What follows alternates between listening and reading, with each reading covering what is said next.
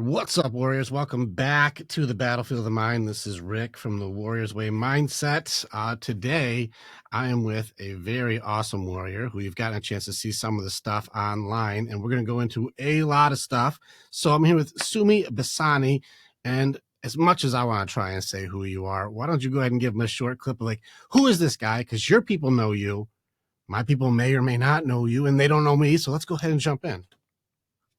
Ball to you, sir. I appreciate you for having me on. So I'm a coach. Okay. There's a lot of different types of coaches out there in the world. I work in a lot of different areas. Many coaches that you'll see on the internet are very specific and niched out into maybe, relationships, maybe finance, maybe, a coach to help you lose certain amounts of weight. I kind of work in a lot of areas.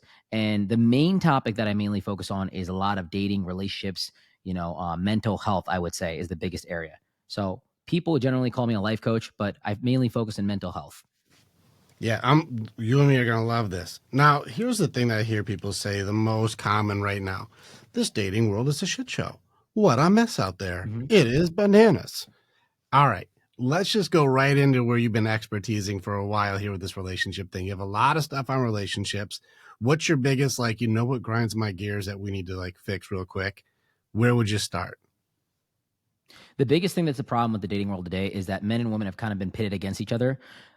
I think that social media ruined it for women, and I think that pornography ruined it for men, because the problem is with social media, the biggest problem is men and women are always blaming each other for, if men would just do this, if men would just do that, and then guys are always like, all these girls out here are like this. That is really where it becomes a problem, because you have to understand that fundamentally people need one another.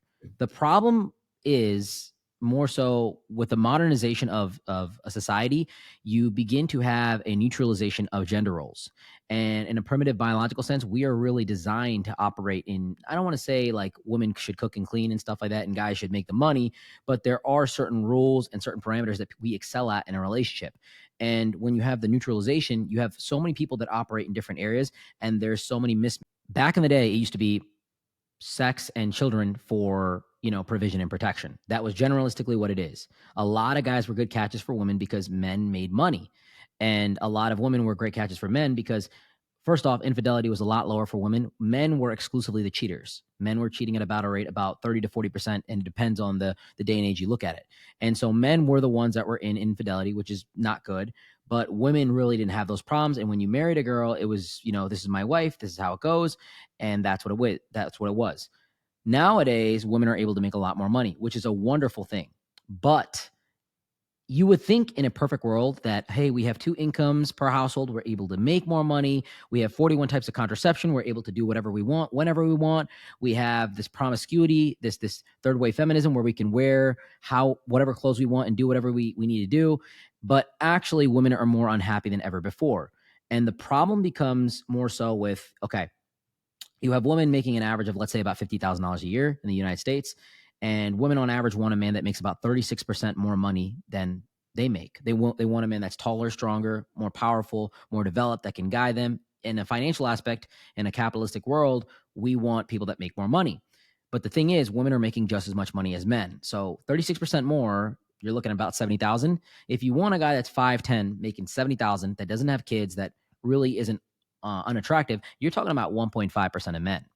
And so that is where it becomes difficult. So now women can take care of themselves and do everything that they want to do for themselves. And we don't see women stepping out in the dating market unless it's for those really high caliber men. Because if they want to date, they're going to have to do it for the right type of guy, not somebody that they have to take care of and someone that has to be their equal.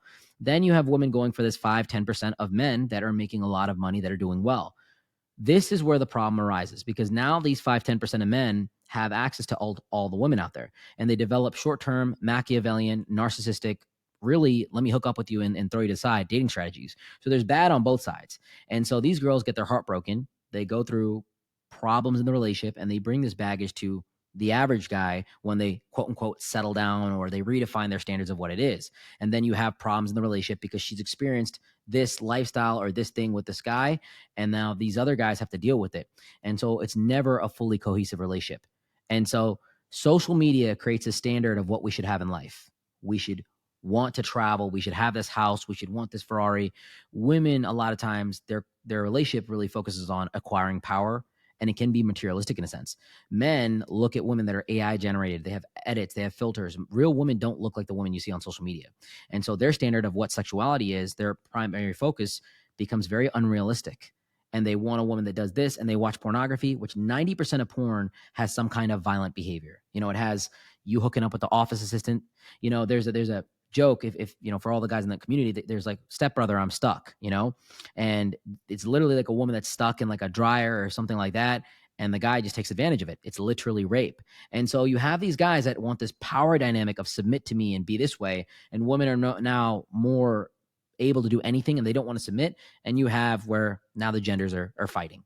So relationships are at a 55% rate of failure with marriage. 15% results in separation, which is pretty much like divorce in a sense, but it's just a legal way of getting back whenever you want to. And then you have 7 to 8% of marriages that don't divorce because they just don't believe in it. So you only have about a 22% success rate. And in that 22% success rate, there's a spectrum of I'm really happy, and then I'm kind of satisfied, and I'm okay. And the really happy people are about 5 to 10%. So I think marriage in itself is a wonderful thing. I think that people coming together is a wonderful thing if it works, but a lot of that is starting to decline. So I hope that kind of gave you a general idea of it. All right, I think we have enough here to go for 2 hours. All right, so we got a lot of stuff in here that you dropped in. Everything from social media and porn, which I think is important to talk about. The things that we're looking for, the roles in relationships, how it started off with simplicity, saying sex and children, which is a big deal, by the way. The same thing with protect and provide, big deal. These are very big deals. But then how women were upset about the pay gap, and if we had power, and then now they have power, and then what are we doing with it? Because now it's equal. That's what you wanted, right? But, well, he needs to be making 36% more than me. Now we get into hypergamy. Most people don't even know what the fuck hypergamy even means. We don't know what that is. Yet we're describing it word for word right now. And then we're getting into the average of what people think is normalized is really the single digit percenters. And we're like, well, hold on a second. That's not average. That's the way above average. That's the elite area, but we think that's the regular. And then we have to get into like this power and then what we're attracted to thing. And then like, listen, I'm not as plugged into the porn world, but like the I'm stuck brother thing, that's crazy. Where you're like, this is a rape video. Yeah. This is not but I mean, like where you said, like, these are the fantasies. These are the things that if I were to like have endless access to whatever dime piece stepsister is stuck in a dryer or whatever the scenario is, you're like, I can live through that fantasy, and that can somehow be a thing. There's it's very interesting when you get into these pieces here. Let's start off with like the big one. Let's crush how social media and porn, I would argue, equally destructive. And I would argue this is where women are like, social media is not as bad as porn. I'd be like, whenever I look at the comparison curses and how women operate, I would argue that there's a lot of damage being done. What do you think? I think, okay, let's start off with porn. Porn is very destructive, but porn is so normalized. So like back in the day, there's like nudie mags and there's stuff that you can get under your parents' bed. Now it's accessible 24/7 on your cell phone in ways that we can't even imagine. It's every category, it's every type, it's every single thing that you can possibly think of. And it's honestly amazing. The porn industry is $100 billion industry. And what people don't really understand about the porn industry is that it's a very fake industry. It's a very flawed industry. And you'll see like in 2018, we had like, I think 30 of the top porn stars that off themselves because the industry is so demanding. And so it's very dark. Porn, it gives you a large dopamine flux. Like men are really the major watchers of porn. 3 out of the top 10 sites visited on the internet, 30% of the internet traffic are porn sites. It is so watched. It's crazy. So, and men are really victims to it. I remember being young, being like 12 years old and going home. And after my father passed away, my mom, we moved, she worked all the time. So I was home alone a lot. And I would go and be excited to go watch this stuff. It was the craziest thing to me. And the average age of that people are introduced to pornography, men, especially children, is 9.5. Okay. So it's crazy. They're exposed at 9.5. And it's like, do we have these conversations with children about, hey, this is what's going on in the world, Jimmy? We don't know, because technology now, it's more available than ever. And the other thing is, our society is a lot more sexualized. Within 10 minutes of watching porn, you see more naked women than men historically have ever seen their entire lives. It's insane. And you're seeing women that are perfect, that are curved, that are just unrealistically designed. And it creates this unrealistic expectation. The dopamine that you get from it, you're not doing any work. You're not talking to women. You're not interacting with them. There's no work done to get this girl in your life, to get that release.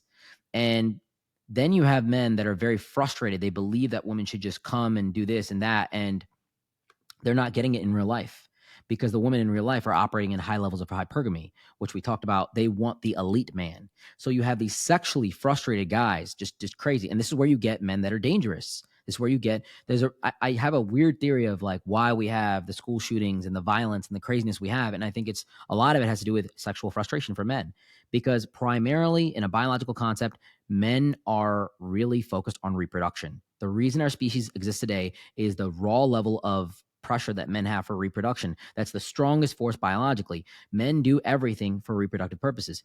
And because men have about 15 to 20 times of the amount of testosterone, depending on what study you're looking at, men have a lot more testosterone than women, and testosterone itself is a libido boosting hormone.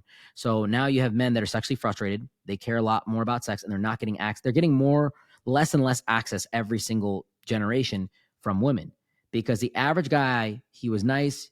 She'll be like, oh, he's a nice guy, he has a good job, I'm gonna go for him. But nowadays it's like what kind of car he drives, especially in a younger generation. I recently did a interview video, you'll see it on YouTube, where I interviewed about 5 to 10 girls, very attractive young girls, on what they want in dating. And I asked a question too: what is the minimum income requirement that you want for your man? You would be surprised at these answers. 150,000, half a million, 1 to 2 million would be good. It is insane. And you're talking about the 1%ers, maybe even less than 1%ers in certain categories. And then no man can really provide that lifestyle. So when men are very sexually frustrated and they're watching porn, it's like almost like they want a steak and they're getting tofu, and they're just not satisfied, which causes them to get into very dangerous behaviors and become very emotional, because that need is not being satisfied and it's being artificially fed. And it's a bad dopamine pathway. Then you have social media. Social media is bad for men too. But as someone that has a large social media following, I get a ton of DMs every day, and I get how an 18-year-old girl can get her head inflated. Like, I know girls that have maybe half, or maybe a tenth of the following that I do. They get messages that are way more vulgar, that are way more desperate, because now you have all these sexually frustrated guys DMing these girls like, I'll marry you, I'll do anything, I'll do this to XYZ with you. And they get their head inflated, their egos, and it feeds into the delusion mindset of, I can get any guy I want. And social media also creates a very comparative norm. Women are in competition, not even with men, but with each other. And it's very quiet and it's very subtle. And it's always, I'm traveling here, I'm getting this back, I'm getting treated like this. And so social media creates a very dark mindset, a very egotistical mindset for a lot of women, a very narcissistic mindset.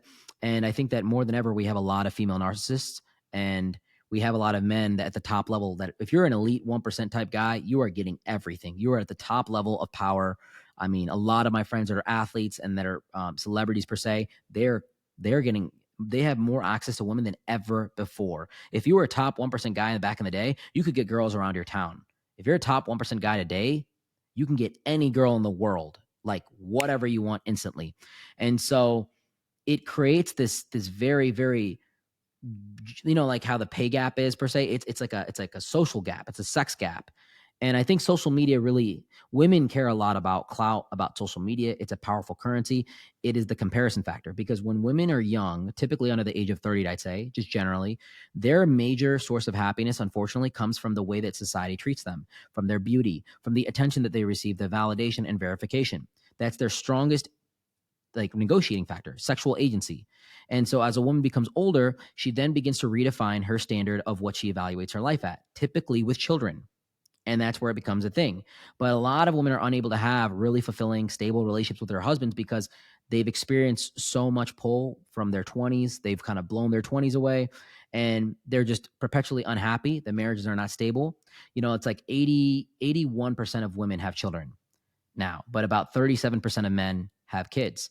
So now you're realizing women have the same baby daddy. That's really what it's coming down to. Men have multiple baby mamas. And that means that women are sleeping with the same guy. And so now you're having this motion where a lot of women are going back to the same guy, and they're unhappy because they're told and taught I should be monogamous by society standard, which is advantageous, but they're not getting it because they're going for unrealistic things.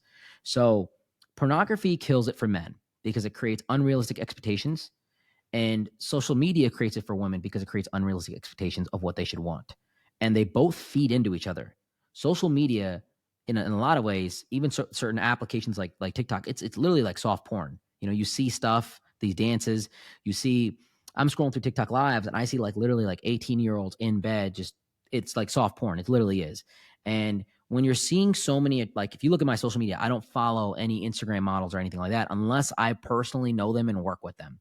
And I don't engage in that stuff. But there's so much sexual energy that's coming into your head. And for women, there's so many Ferraris, Lambos, yachts, this, that. And you're typically engaging in social media when you're on the toilet, when you're in the shower, and you're bored out of your mind. So it makes people are posting the best moments of their life, and you feel like complete garbage because you're not there. You're not on a yacht in Mykonos. You're not in a nightclub in Miami. You don't have 10 girls around you because you're not making $1 million a day. Get what I'm saying? Yeah, we got a lot of pieces here. So, man, this is tough for people because I really enjoy that you talked about hypergamy the way that is. I don't think people necessarily may know what that means too, by the way, and maybe your listeners know and some of mine do. But just hypergamy, by the way, is the way that women choose a man. Like that's just the rating system. Now, it is shaped like a pyramid. It is. The top guys, like you said, have the most options. And then as you start going down, those guys who are at the average to below average have a lot less options. But I enjoy that you said like these the women who now these guys who are at the bottom who would never have had access to these girls, especially like, you know, considering like the paid accounts like OnlyFans and things like this, where they're actually paying for interaction. They're paying for a response. They're paying for someone to talk to them. Now, we already know that may not necessarily be them, but they still get a response now from somebody who was unattainable. And this is making it so it is inflating the egos on both sides, where the people who would never have access or you wouldn't allow access to, well, now you have so much access to attention and validation and all of the pieces that created, like you said, I'm not disagreeing, that women are being trained and conditioned to be more dark triad traits. That's Machiavellianism, narcissism, and psychopathy. And you can even throw some sadism in there now. It's leaning that direction. So it may no longer be a dark triad. But like that system of all about me, I'll take whatever I can from you. I will just milk you for whatever it is. And then as soon as I have another option, I'm taking that too. Now, this system is happening mostly only the top percent guys have those options. But women, that's a lot more women have those. The hypergamy system doesn't work the same for men. We don't have that thing. You did mention a video about the $1 million or the 100K. Which girl are you dating? And guys are like, we don't really fucking care. I don't care about your money. Yes. And so this makes it difficult. We don't have that system. And so when you're talking about that, you're right. The big thing is girls that are young they have the ability to do literally anything. There was an athlete that I used to manage back in the day. And I was a nightclub promoter for a period of time. And I used to work with high level athletes, like the top level of top level. Right. And, you know, when we threw the after party for the championship win and stuff like that, we invited girls from all over the United States, and they flew down and they got to go talk to this athlete, this top dog, one of the industry giants. And no guy, no club owner, nobody could get up there. Not even the club owners could get up there. No matter how much money you made, if you're a billionaire, you couldn't get up. They don't want to talk to you. They want to talk to the young 18-year-old girl that looks good. And it was me, my other promoter, and probably 300 girls at this private event, right? And all the athletes and stuff like that. And I'm thinking, I'm like, wow, it's amazing how a young, beautiful girl can carve through so many layers of society strictly by beauty. And that's the thing. Like, you talk to XYZ athlete, top level guy, your ego is going to be built, like no matter what. I mean, we very explicitly, we were getting hit up by girls literally just by throwing the party, and they wanted to be with us. just by that. And I'm like, this is insane. I've never received this much attention just by proxy of knowing somebody or being affiliated with them. And so it's no doubt in my mind. Like I understand it, why girls feel that way. When you're an 18-year-old girl, you can get flown on a yacht. Like I've been to Miami and stuff. Girls get their room and board paid for free by Fontainebleau and a lot of hotels just to have attractive girls in the building that are willing to.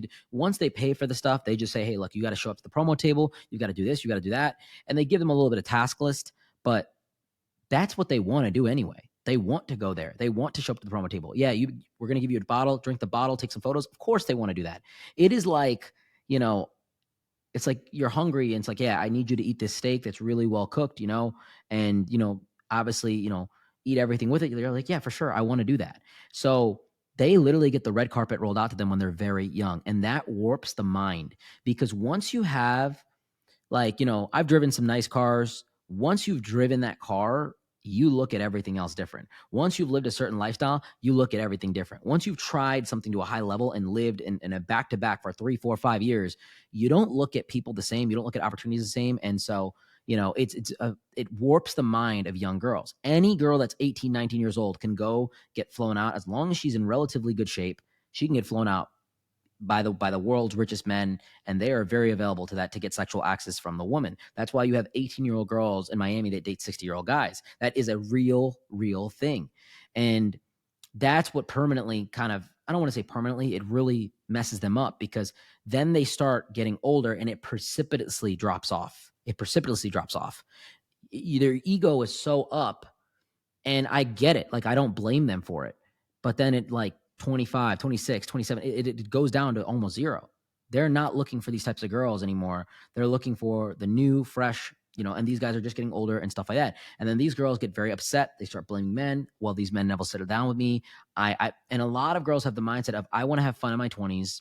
And then when I'm getting 25, 26, then I want to settle down. Instead of, I'm at my highest negotiability right now with my sexual agency. Now is the time for me to lock down the quality husband that is not involved in, for me, just for lustful nature. You're going to have to weed out a lot of guys, but that's where the women win. That small sector of them that don't go for that hypergamous nature. And they go for a man that's more so acceptable, but they can still get those elite level guys because they're able to negotiate at that level.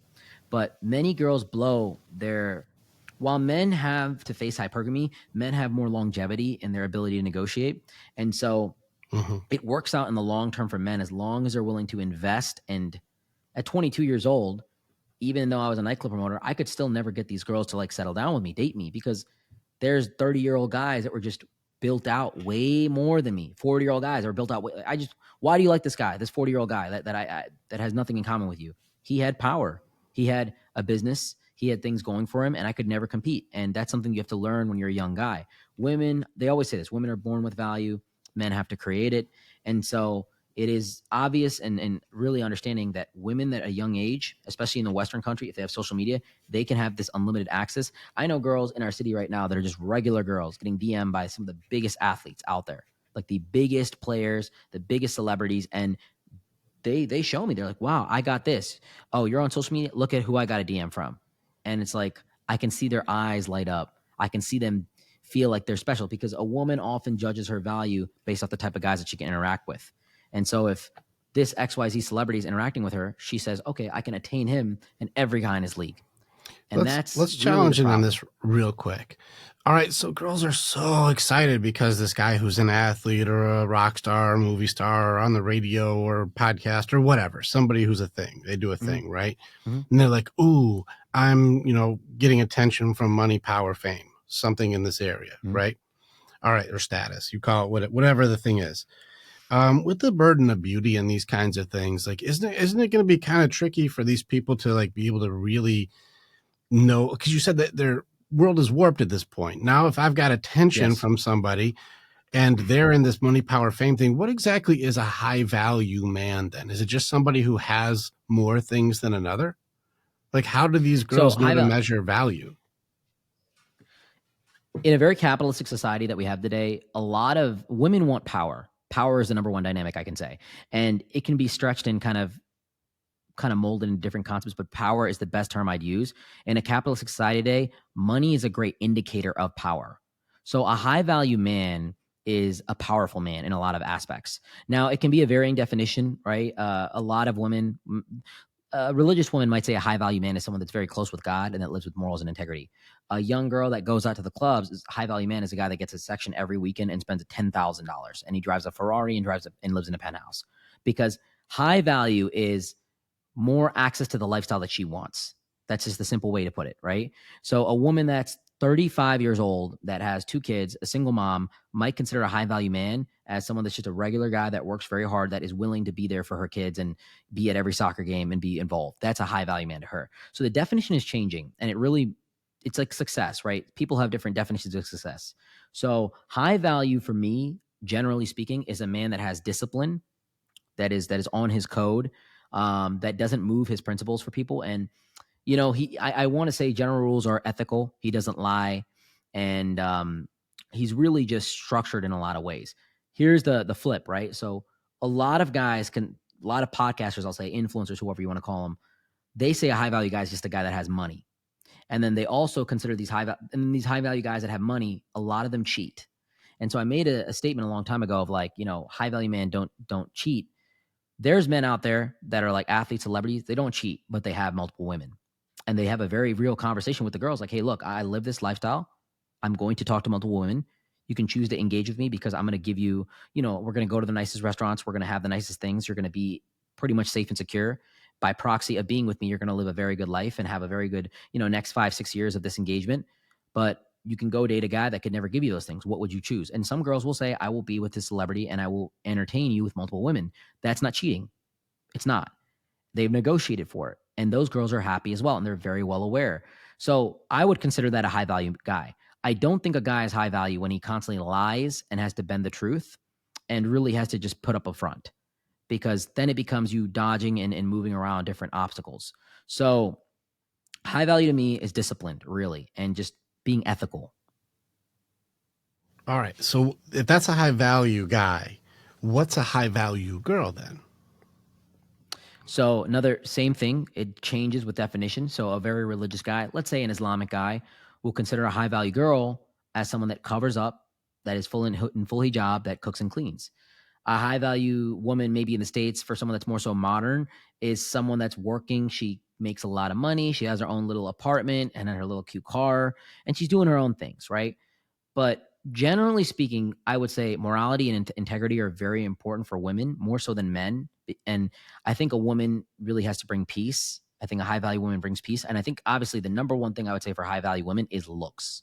50-60% of the selection factor for men is attraction, sexuality. So a high value woman by default is a woman that's very attractive, right? And in addition to that, she knows how to be humble and peaceful with that dagger of attraction. And she's also very moral, ethical. And one thing I'll say is that she's very loyal to the people that she's enlisted with. And I think that there's a great correlation with promiscuity. I don't think any agency of man out there endorses promiscuity. So I think there's a general correlation with having lower levels of promiscuity or sleeping with less people is considered higher value. All right. So if the promiscuity part is like if the girl is sleeping with a lot of guys, like she's out hot girl summer, and the high value guy, the power guy, the success guy is like, oh, I'll be sleeping with all these people, and you can go ahead and be involved in this, regardless of, sexual danger, regardless of STDs, regardless. You get the best food, or we get to go on a vacation. She's like, whatever. You can sleep with as many people as you want because you're being honest about it. But then we later on value like, hey, you haven't had a lot of partners, but you've been with people who have been with thousands of people. And like these like high value guys are then with the girls with the looks. And so like if most of everything on here, like, you said it is cultural, but this like morals and integrity and bringing peace and having humility and being ethical and loyal and don't have a lot of promiscuity, but make sure that you're banging hot. One thing, let me jump in here. The guy, you don't need to be banging a lot of girls to be high value. You can have one woman for the rest of your life and that's it. Right. What I wanted to clarify was the high value guys that sleep with a lot of girls, if they're sleeping with a lot of girls and they're being honest about it, that's high value to me. But there are guys, like even if you slept with 3 girls and cheated on one, I don't think that's good. High value just means that you do what you're going to say and you're disciplined to it. So I think that monogamy is very advantageous in today's social society, and I recommend a lot of guys to just stick with one good woman instead of trying to play the game where you're hooking up with 10, 15. That type of luxury only comes when you're really at the elite levels of life and you have so much of a brand where you can afford to just not put so much attention and resources to entertain these women, where 5 minutes of your time is more valuable than someone's whole day. You get what I'm saying? Because women really will, in a lot of senses, they will take up your time. Many women are distracting. And so those guys that really like entertain those 10, 20 girls, like they really have to be built out and done. Most guys, though, the most high value men should just be with one woman. It's the best thing for you. But go ahead. Sorry to interrupt you. No, you're good. I want clarity. So, like, because I'm trying to make sure, like, the idea, because, like, we're talking about, and this is maybe just also your social circles, we're talking about the elites. Like, and this is by no means, I don't think any of these, the conversation we've had so far seems like an average. This seems like only in the elite sphere, which, testament to you, like, I'm in the elite sphere. That's my regular. And if this is your regular, it's not the regular. Like this is like you're talking, this entire conversation so far has seemed like it's in like the top 10 percentile. Like that seems like this is your regular zone. This is where I hang out. But there's still the 90 percentile that we're like, well, what about those guys? Like, because they don't get the access that like a LeBron has. They don't get this kind of stuff. They don't get the elite access. They're not getting flown all over because they're pretty. But there's also the burden of beauty, burden of performance thing where we are talking about the top 5% of the world here. And even still being realistic, world wealth, I think it's if you're making 80K plus, you're still in the top 5% of the world. Most of the world is not living to that standard. And so like if you're making $32,000 in the US market, you're at top 1%. For US market? Like that. Yeah. If you're making I thought 32K is USD, average right now. No. Sorry. Globally, if you're making 32,000 USD globally, sorry, let me rephrase. Globally, you're in the top 1%. Now, if you're making, I think it's like 500,000 now USD, then you're in the top 1% US market. Sorry. Yes. So 32,000 in the United States, you're living very good compared to the world. Correct. And so this is where it gets really difficult is when we're talking in these numbers where the girls are like, he needs to make 39 or 39% or 32% more than me. Period. 36% more. All right, 36% more. He's got to make at least 150K to $500,000 to $1 million or whatever, which is now we're in the 1 percentile for even the highest markets. Like this makes it so, and then let's throw in, he's got to be 6 feet and 6-pack and all that stuff too. He's got to be the athlete guy or whatever. It seems like these high valued girls, these hot girls, are going to go through and just these guys, like you said, have like just unlimited options with no reason they should ever settle down. It's like getting free samples at Costco and you never have to pay for anything. And somehow this is like a very normal thing. It's like, if we're going at that level, again, it's one of those things where that's a burden of performance that has a payout. If you're in the top percentage, there's a payout to it. There's options that open up to you. But for the ladies, there are options where you said women are born with value and men have to create it. You're like, well, if they're born with value, what lowers their value? And do you think going through and just letting all these guys run through you when you were hot, and then now that my value is depreciating, now I want to find somebody who will pay a premium for it? Is that something that makes sense? Where like, I'm going to go sleep with all these high value guys, but they won't keep me. And then when I've done having my fun being young in my 20s or whatever, and now it's time to settle down, you're like, well, like you said, when you were driving that car, like if you're driving even a nice car, you're like, it's kind of losing some of the edge to it because I'm used to something a little different than this. Like, help me out with understanding how the system is not meant to implode on itself. It does implode on itself a lot of times, which is why we have a failing rate. Like this is why it's failing. I think that there needs to be education on dating and relationships because in theory, a lot of people can be happy. There are always going to be losers in the world. There's always going to be winners and losers. And that's just the game of life. It is what it is. Not everybody is really going to be happy. But I think the majority of people can be happy. But what I'm describing to you is really like the 1% of 1% being happy. And that's unfortunate. But realistically, I think that a lot of guys can hit the 1% as long as they put in time. as long as they learn how to save. I think that guys in their 20s and they're 25, like, even I'm I'm 29 years old. I'm very young. A lot of guys, we're not supposed to have it completely fleshed out and figured out, right?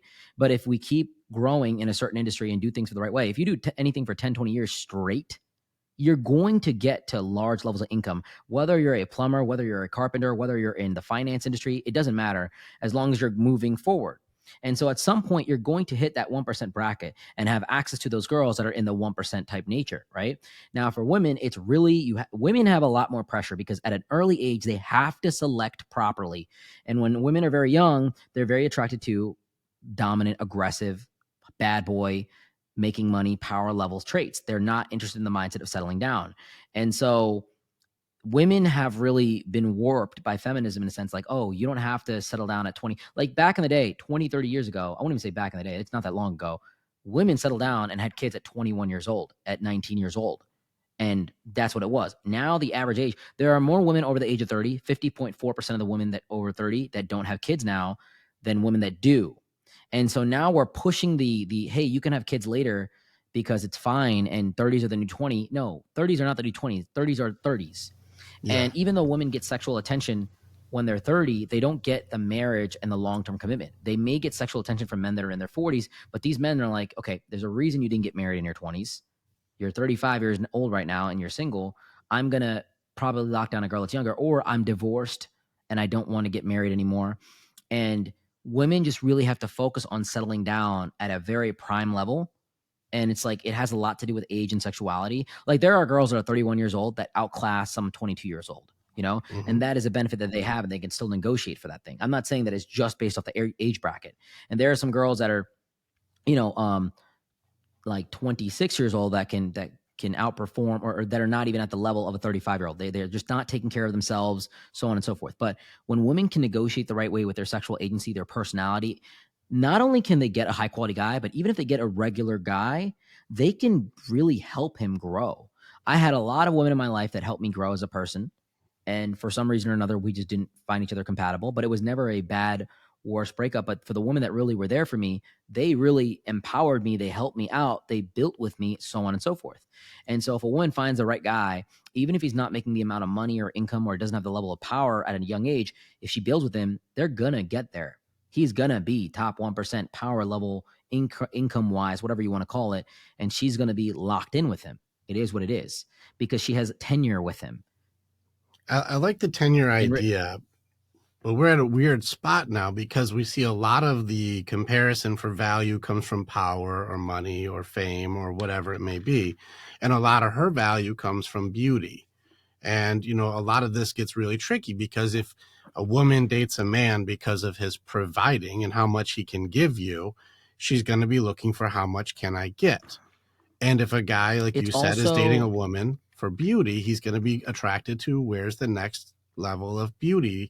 And so it almost came into a trick question of like, well, when should somebody feel like they're settling if it's there's always another transactional. It option? is. Yeah. Every relationship is transactional. Now, let me add the confounding variables for men. It's not only just power, but generosity and how much he cares and how much he loves, like him being a good father. Now, for women on the flip side, here's a compounding variable. It's how much of a good mother she can be, how much peace she can provide, because there's a lot of beautiful women that have ugly personalities. And there's a lot of powerful men out there that make a lot of money that are just very abusive and very dark. So these more so are general prerequisites that you should look for in a relationship. Like if I had a daughter, an 18-year-old daughter right now, I would want her husband or her boyfriend or whoever she's talking to be able to be financially stable to provide for her. That's the prerequisite. But if he's hitting her and he's abusive and he's a cheater and he's a manipulator, it's obviously a cutthroat no. What about Now, on the flip if your side, 18-year-old daughter is about to get flown out on a yacht to a guy who's 37 and has a ton of money, and she's going to be one of the hot girls on the yacht? Are you pumped for your daughter because she gets to no, have not some yacht necessarily. experience? Because I know where that goes and I know like Oh the yeah. lifestyle of it. And of course, I mean, listen, let me break this down very structurally. I would be like, first and foremost, I would be impressed by her ability to go get that. That's like, I honestly would. But the 99% of it would be like, nah, this is not a good idea. Now, if it was a 26-year-old guy that flew her out to her city and he tried to talk to her and so on and so forth, then maybe it makes sense. But also, it's you've got to be very careful, with investing your time. First and foremost, a woman flying out and doing this, that, and the third, I would want her to get her own hotel room. But I would encourage a young daughter of mine to date and to look for high quality guys for the purpose of settling down and having a relationship. Around her And age, is what I'd you're be much saying? happy. You said what? You said around her age. Is that would make it more I would appropriate? say it varies. Okay. So if you're an 18-year-old girl, you're going to have men that are under the age of 25, generally speaking, don't have a lot of stuff fleshed out in their life. It's just Correct. hard, Well, they're in it just college takes and time. they haven't built anything Right. yet. They're still learning, right? So I would say some certain rules. Like I would try to make sure that he's over 25. Let's say my daughter is 24. If she's dating a guy that's 26, 27, I think yeah, it's appropriate. I would typically say about 3 to 6 years of age. Now, as you get older, it can increase. So if you're 38, you can go for a guy that's 48, right? It's fine. It's not a big deal because you really become to neutralize out and become just adults. But when you're younger, it's very much every year makes a massive difference. An 18-year-old is worlds apart from a 17-year-old. A 17-year-old is worlds apart from a 16-year-old. And a 19-year-old is worlds apart from a 20-year-old. And but a 40-year-old is not that much different than a 41-year-old. It becomes more stabilized. So at a later age, you can date a lot larger with brackets, but being 18 and dating a guy that's, 29 is going to be very, very different. But at the same time, this is where you can learn and make mistakes and kind of really engage in things. And so 25 and up, is like a general rule, I would say. And for guys, I would say go for girls that are probably the general, from all the data from anonymous dating apps, they did a research on this. And if you compile all the data, women typically want men that age with them. Mm. So the most desirable ages, if you look at this on the data, 21 goes for 23 for women. 22-year-old women go for 24. 23-year-old women go for 25. 24 goes for 26. 25 goes for 26. 26 goes for 28. And I know the data like the back of my hand. It goes up by about 2-3 year increments up until the age of 40. Then it becomes a diminishing return. 40-year-old women want 40-year-old men. 41-year-old women want 40-year-old men. 42-year-old women want 41-year-old men. And it becomes kind of inverse in the reverse scale, where 51-year-old women want men that are 2 to 3 years younger than them. So about 40 is where you see that switch. Men across the board go for 21 to 23, and they also stretch the age bracket out because of pragmatic reasons. So when you look at men on their dating app selection, a 30-year-old guy will go 18 to 27 or 28 or 30. Women don't do that. A 30-year-old woman will go 27 to 34, something like that. You get what I'm saying? It's completely different. Men go from the lowest to 22 to the age that they're at. That's what they do.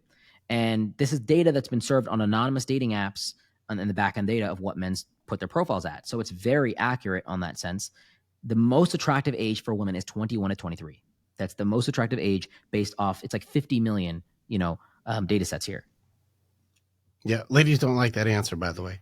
So they don't. I do want to also go back really quickly to, you said something too, because I like this data thing and I do want to tap into that in a second. But you said that if your 18-year-old daughter was able to get onto a 37-year-old guy's yacht, you'd be really impressed by her. What did she do to be so impressive? I wouldn't be so impressed in the sense of I would be impressed by her ability to get there, right? Because number what do you one, think it demonstrates she's offering at that point? I'm just curious. Number one, it's the sexual agency, right? And I had this conversation a long time ago with a friend of mine. It's like one of my buddies was like, I wish I had an ugly daughter because I know how all these attractive girls live their lifestyle. And then we sat there and we're like, no, we actually don't want an ugly daughter because she would be depressed. A lot of the women that I meet that are very, very struggling and they're not happy and they're very depressed in their life, it's because they're not getting attention from men. And that's what girls really judge themselves off of. When girls gather over for a sleepover, they're on their phones like, oh my God, look what he DM'd me. Oh my God, look at this guy. Remember him from the thing? Oh my God, now what are your stories? And they have nothing to share. And it's like, oh, this guy keeps liking my photo. It's almost like bragging. So I'm always going to want like my the complaining daughter to be is the bragging. That's what you're saying. They complain to brag oh my God, I get so much attention. It's so annoying. Exactly. I've literally been ignoring him for he just won't stop. I don't know what to do. He's such a creep. It's a flex for them. I would be impressed with her ability to get that attention. That's the first thing. I would always want my daughter to look good and to be valuable in that aspect. It's the same thing for a kid. Like for a guy, if I had an 18-year-old son, I would want him to be, I guess at his age, not necessarily financially stable, but I would want him to have that ability to earn that power. If I have a 28-year-old son that's powerful, that is a CEO, that's doing well for himself, I would be impressed. That also means he's getting a lot of attention from 18, 19-year-old girls. The obtuse level of the gender, like where it's so far off, right? So if I had a son and I was 60 years old and my son was 35 and 18-year-old girls were hitting him up, I would be like, hey, that's impressive that you're getting those girls to hit you up. Like, it's impressive because they like you for some reason. It's also impressive for an 18-year-old girl to get attention from that kind of stuff. It's less impressive, though, because really any 18-year-old girl can get attention from a 37-year-old guy. But the fact that someone's willing to fly you out and do this, it's something of value there, even if it's sexual. But then the 99% of that is also like, don't do this. It's not good. I know where this is going to go. I've been there. I wouldn't endorse it whatsoever. Yeah, well, it almost sounds kind of like it's like the system makes sense to you for some reason. Not necessarily that it needs to be improved, but more understanding and accepting of like, this is the game, guys. Am I kind It of is. reading it wrong? It is the game. If women more so, I don't want to say settled, but got more realistic about what they can negotiate for, especially at an early age, I think they could really find a lot of great guys to team up with and partner with. It's about partnership. And this is where we get back to like where it really makes sense. People, it's not about negotiating for the highest partner that earns the most money or the woman that's the hottest. It's about negotiating for the highest level of compatibility. Who will actually be loyal to you? Who will be kind to you? Who will be generous with you? And who will be really respectful to you, presentable to you. It's all these things. It goes both ways. So men, it's not about dating the most attractive girl. In fact, I tell a lot of guys, don't date the most attractive girl. You're going to have problems with ego and narcissism. And just, there's always guys that are taller, better, stronger, faster, just better than you. You're going to lose in a lot of circumstances when you're dating very attractive women. It just is what it is. Date a girl that's, I hate to say it, like I don't want to give the scaling, the 1 to 10 scale, but date a girl that's attractive, that's presentable, but also is humbled by other women that are just putting pressure in the room, because then she's going to appreciate you a lot more.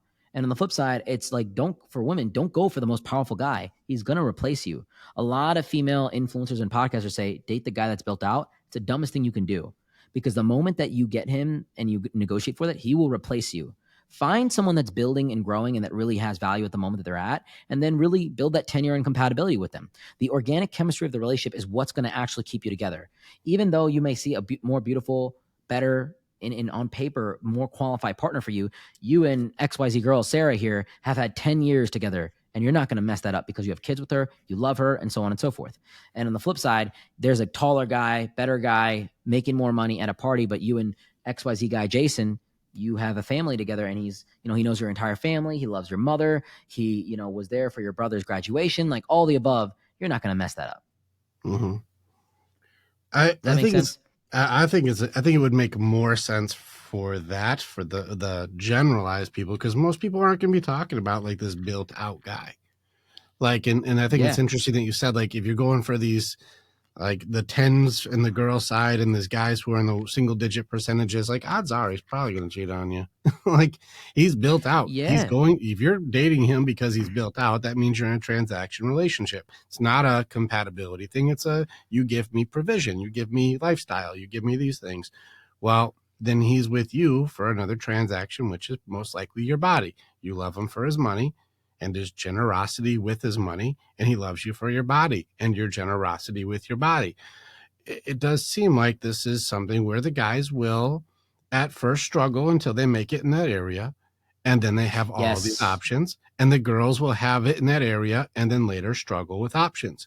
It's going to flip-flop. That's what natural selection is. Yep. And so, yes, and there's a sweet spot.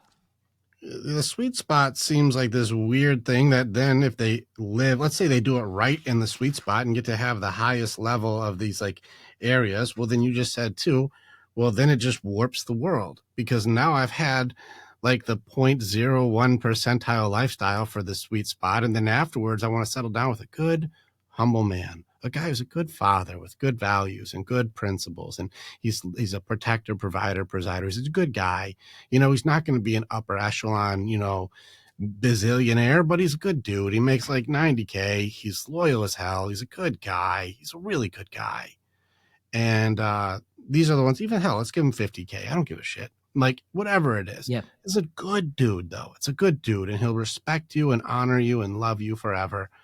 But here you are now. I've gotten to be on yachts and fucked by NBA players and all this shit. And you're like, well, what is she always going to be doing in her head when she has something that would actually be really, really stable and good, but in the back of her mind having that, like, I've gotten to reach Olympus and then I lost it because I'm not beautiful anymore or whatever. Let's say this. Okay, so this is really good that you brought this up, and I'll answer it as best as I can. So this girl, 18, 19, partied, whatever it is, and then if she doesn't negotiate in the right spot for what she wanted, it does become an echoing thought in her head. It really does. And I will tell you right now, there's many girls that are 40 years old that are with a guy. If I could snap my fingers and make you 21 again, they would divorce their husbands. They'd be like, well, I'm hot now and I'm young and I want to party and I want to be at this bottle service. Like, a lot of girls would do that. This is the truth. And yeah, a lot of girls will hate me saying this, but the ones that don't complain are the ones that are getting. No girl complains for a door open for her. No girl complains for the dinner that's paid for her. No girl, I've never seen girls in bottle service like, oh my God, like, it's just so unfair that I'm here. And when I was at this party for this, and this player, right? This athlete, and I throw a lot of celebrities and athletes parties, and I throw championship parties too. I would see the craziest stab in the back friendship moves. Girls would come. I remember we had this party that we threw, and we made a guest list for it. We ranked the girls by ourselves, like, just as best as we could. Okay, look, we're going to rank them. And we had a private guest list, which is like 100% yes. And then we had, girls that we invited that we could probably get in. And we over invited girls because that's just what it was. And then the girls that came invited their friends. So we were over the over. And at the moment that we were going to do this, the group of people that we're throwing the party for, they said, fuck the guest list, fuck the guest list. And they took their phones out and they went like this. They were just looking at the girls. You good, you good, you good. Nah, no. Like, and it, like, okay, we threw the guest list out. All that we worked on. And I would see girls saying, I'm just going to see how it is. And I'll be right out. I'm going to get you in. Don't worry. Never cared. Leave their friends, and their friends waited. I'm serious. Like, this was crazy to see. And so you see, like, those girls don't complain. They don't complain.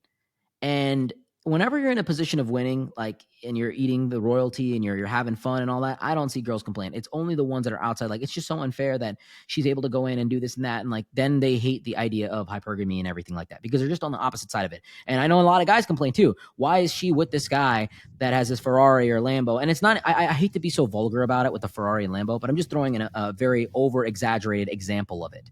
It doesn't necessarily need to be that. It could be a guy that's driving a nice car that's in a suit that's just more built out, and he's masculine and he's wearing some nice cologne that the other kid can't afford. Why is she with him? It's just the way the game works. Now, if a girl is able to negotiate at the right point of her life for the right guy, and the guy is able to negotiate for the right girl, then it becomes really realistic. And then they transition, because once you start the values of family, and this is what our country has really lost and society's really lost, family, the values of family, then it doesn't become about how good looking is my husband or how hot my wife is all the time. It's about how good of a mother she is and how good of a husband he can be for my children and for the family, how good of a father he can be. Because a lot of your happiness is drawn from the rearing of your children. So the number one thing I think men need to focus on is their value of purpose and legacy. And for me, this is why I choose monogamy all day. This is why I don't need to have the hottest woman, because I want a legacy. I want children that are healthy and happy and loved. And that's the most important thing to me in my life. And in order for me to get that, I need to have a very good woman.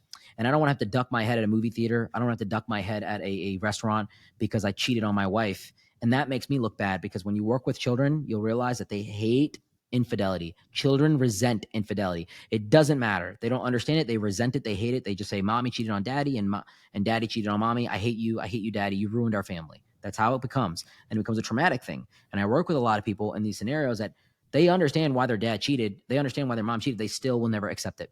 And it's very crazy to see.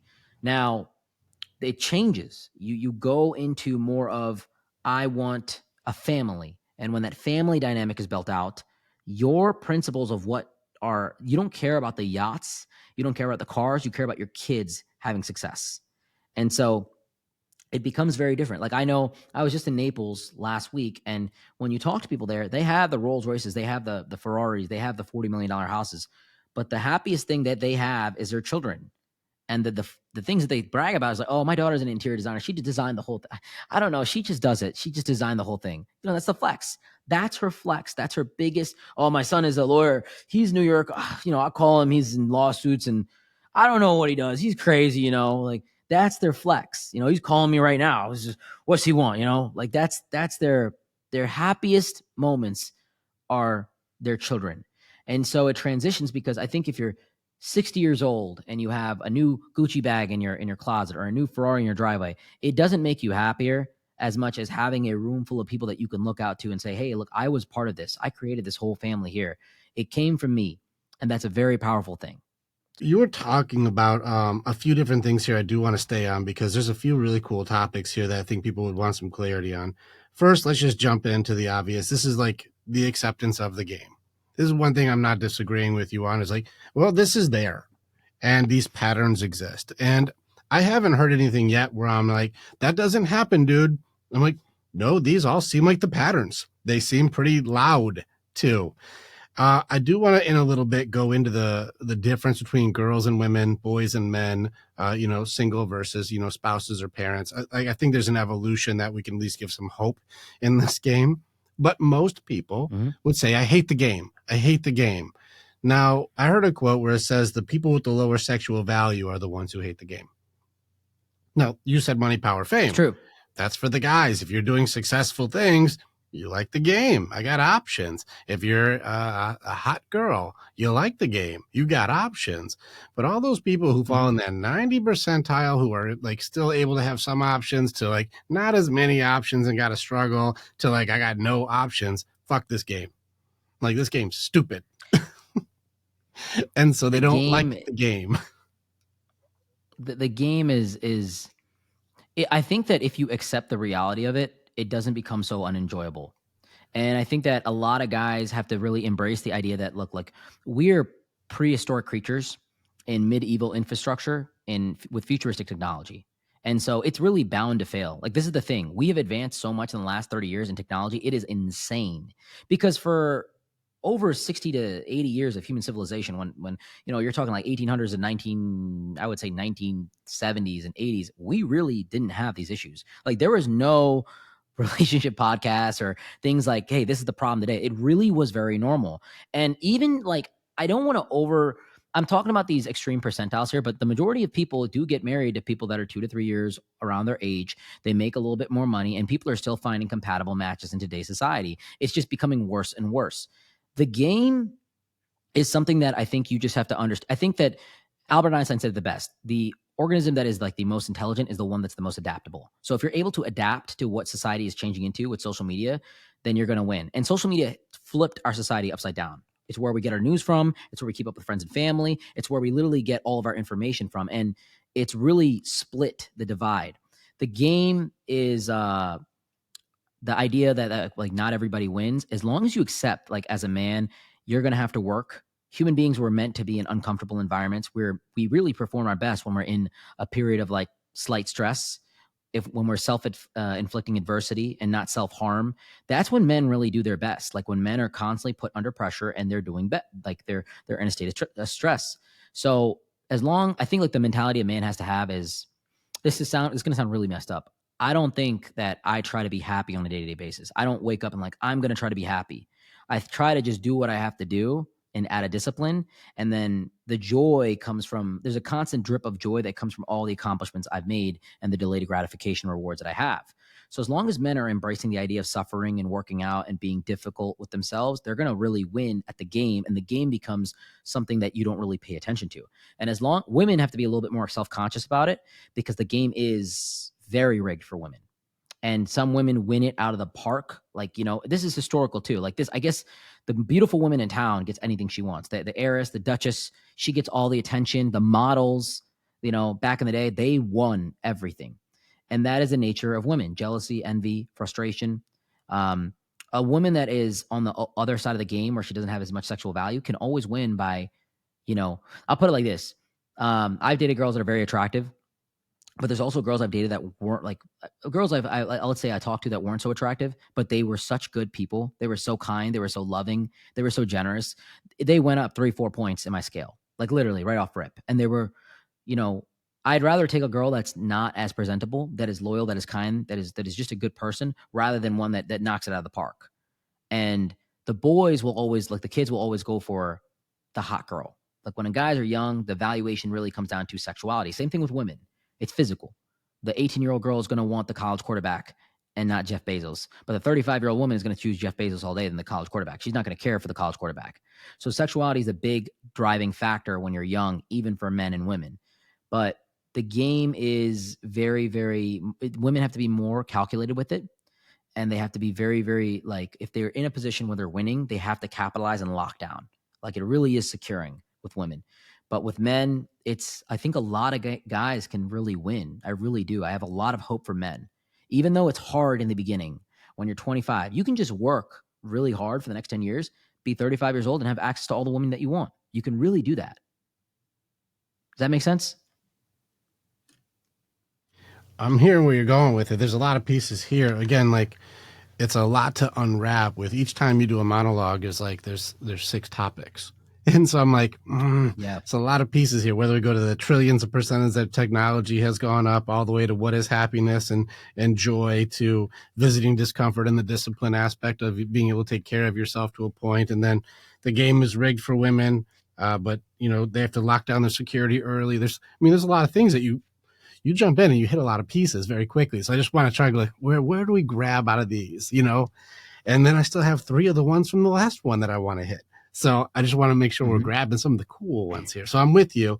I'd say there's something I watched one of your videos. I'm going to jump in on this one with the acceptance of the game is that the game isn't fair. And it's not supposed to be fair, but that doesn't mean you have to be on the receiving end of unfair. You can be on the gaining end of unfair. And so I want you to kind of go into that for a second to give some positive spin to some of these facts, because like right now, I'd say a majority of people are listening going, well, I suck at basketball. I suck at football. I'm not a bajillionaire. I'm not good at marketing. Like, what the fuck am I supposed to do? Like, let's give them some hope here. Yeah. So when I was in the clubs and a promoter, I was not a celebrity. I was not an athlete. And I would look at these athletes and these celebrities and be like, yo, I can't act like him. I don't look like him. I don't have the traits like him. I'm not built like that physically. But then I remember I remember it like yesterday. I remember seeing the people next to them and they were just, I don't want to say they're unattractive. They were older guys that were just spending the same amount of money. I'm like, what do these guys do? And I went into that's why I do finance now. Like it's a very lucrative career. Financial services makes more millionaires and billionaires than any other career. And that's why I jumped into finance. And you're able to make athlete level, celebrity level money and still engage in that same lifestyle without actually a lot of the drama, which is a very, very good thing. If you're a guy and you're 21 years old or 22 years old or at really any age, put 10 years into one industry and just carve it out and work, you're going to make money. And you're going to have, and obviously just put 10 years into building yourself up physically. It's obviously all aspects. If you're a guy that has a lot of money, but you're not built out physically, you're still not going to get really a good rep with women, because the women that are going to be engaging with you are transactional. They're going to be very transactional. Having that Lambo and having that like nice house or whatever it is, it'll get you like a minute of conversation, maybe even 20 or 30 seconds. That's it. And that's it. But if your personality is not there, if you don't know how to talk to women, if you just haven't had those examples and you don't look physically appealing, you're just going to get a woman that's going to engage with you transactionally.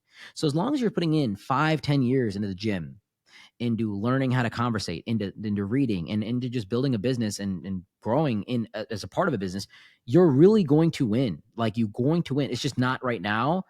It's later. There are some kids that are 21 years old that are making millions of dollars. That's rare. It's very, very rare.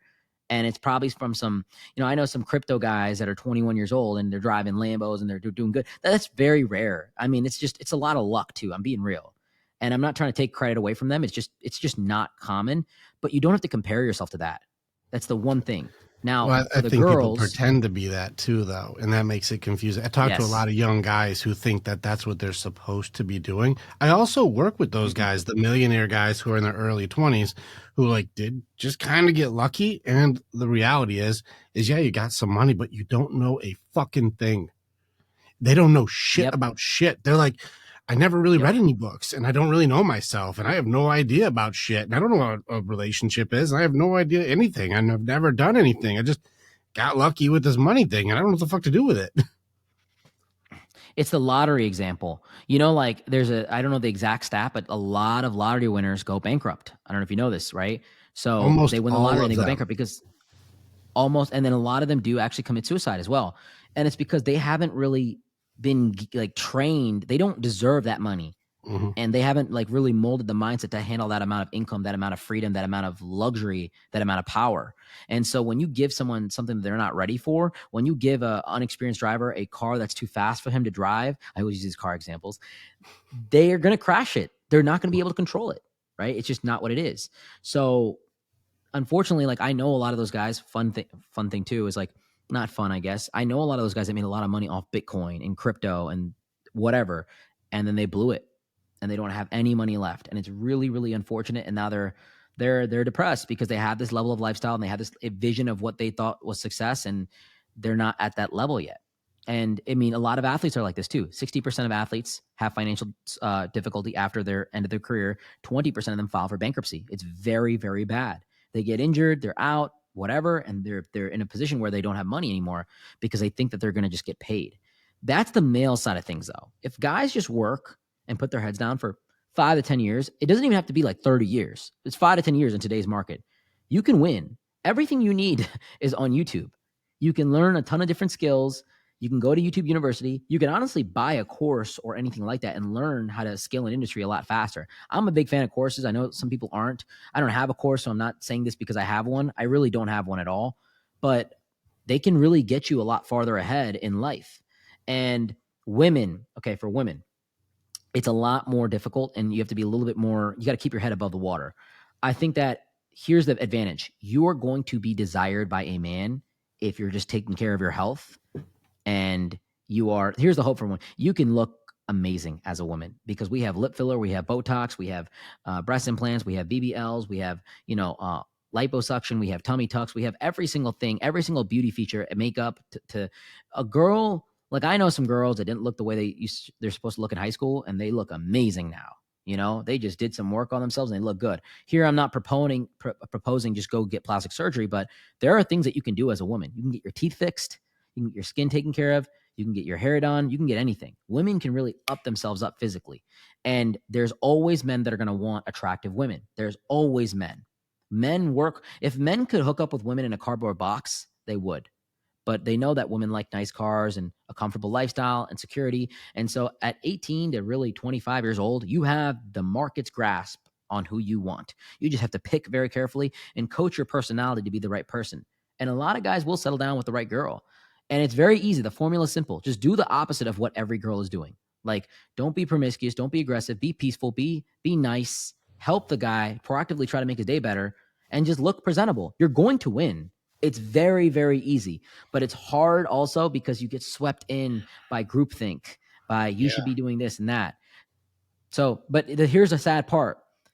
If you're a woman and you have a couple kids with a guy that doesn't really take care of them and doesn't care about you, and you're older and you're not at that level, it is hard. It is hard. But those are the decisions that you made in your life. Here's something I'll get into, another tangent, right? And I apologize for throwing so many tangents at No, you. no, no. You're good. Have fun. You're good. A lot of women don't understand that the biological weight of sex is such a heavy thing. Because we have contraception, women, like, sex was meant, like, women secrete oxytocin during sex. Now, oxytocin is secreted at multiple times in life. You secrete oxytocin when you cry. There's different things. But when you have sex, you become very attached. And so the situationships, the friends with benefits, it never works for women a lot of times because women become very attached. And women also secrete oxytocin during childbirth, during breastfeeding, and that's what creates that maternal bond. But backtracking to sex, when you have sex with a man, you're naturally going to be attached to him because your body is saying, oh my God, we're going to have a kid with this guy. We need to love him because we're going to have a baby with him. It doesn't understand condoms and 41 different types of IUDs and this medication and birth control. It doesn't understand that. So when you are a woman, you have to be very cautious with who you get involved with. And as long as you have that mindset that you're very cautious and you keep a clean reputation and you really select for the right guy, you're going to win a lot. But when you do this with the wrong guys, and when you select and just go about it freely, and you a lot of times have an accident and that ends up being a baby, you lose because you didn't create the foundation of what you wanted. I think that women should be a lot more selective with the guys that they engage with. And I think that the rate of sex is very high. Like there's more sex happening now than ever. And you can also look at this from the rate of STDs. And it's because women are having more sex. It's always men wanting to have sex. Men back in the 1950s and to now always want sex. But now with contraception, it has opened a plethora of sexual experiences where I can go to the bar right now and pick up a girl that never existed back in the day. Like even 20 years ago, it was like, oh, she did that? What? Like now it's normal and it's actually promoted. And there's everything in hip hop and genres where it be promoted. And so this is where women are making bad decisions in their lifestyle, and now they have to suffer the consequences because these men just don't want to be there. And it's also destroying the family structure, and it's a very dangerous thing that's really in society today where it's men winning. The reason that there's more STDs and more sex is because women are allowing it to happen. So Well, I think you that can there's win this, as a I woman think you're right early. on the window. The window thing seems right.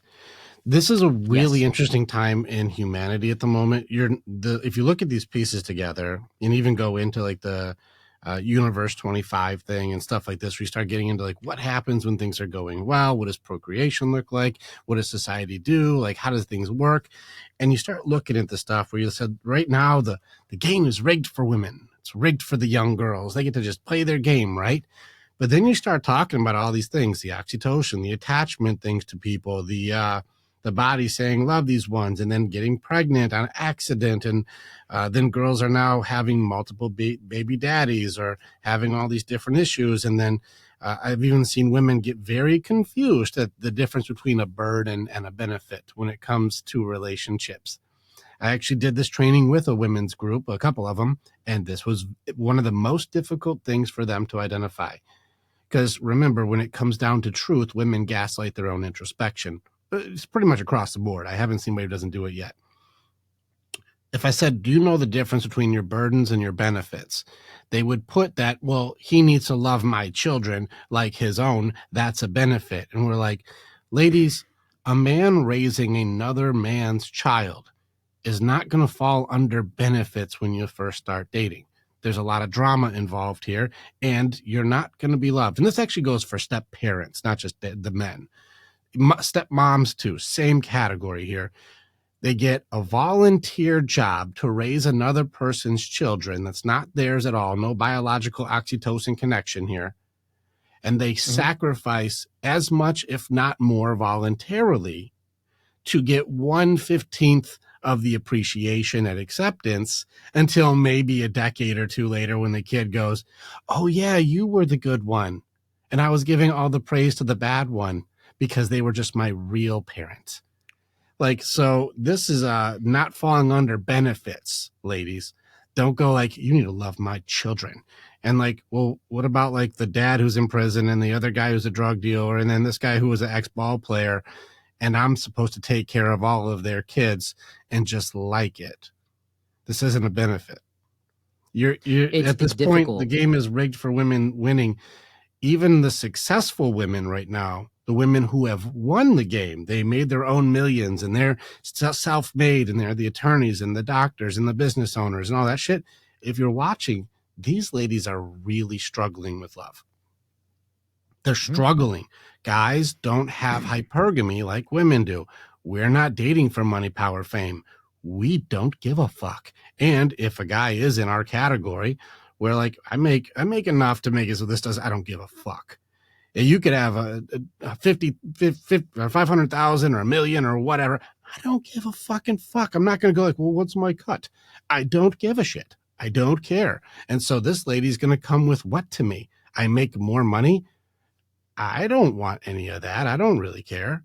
So what is she going to do? She's already like, not only has she aged herself out of the windows you were talking about, but she's also got no compatible features for the guys who would be at her level. Now it's competition, not compatibility. And so it's like, well, shit, these ladies are making videos going, I did everything I thought was right and I won and I'm alone. Ladies seem scheduled to lose with this later on. Right now, just so you know, too, the guys are unifying. Men are finding collaboration and connection and building with each other. I have hundreds of men in my group who have found more connection in like that's my brother, that's my guy, that's my go-to. He's got my back, ride or die. We have more guys building amazing empires together. And these ladies are just shitting all over themselves. And then they end up going, I'm going to go out and catch me another one. And I'm 48 years old, or I'm 39. I'm just going to dump this relationship with my 3 kids.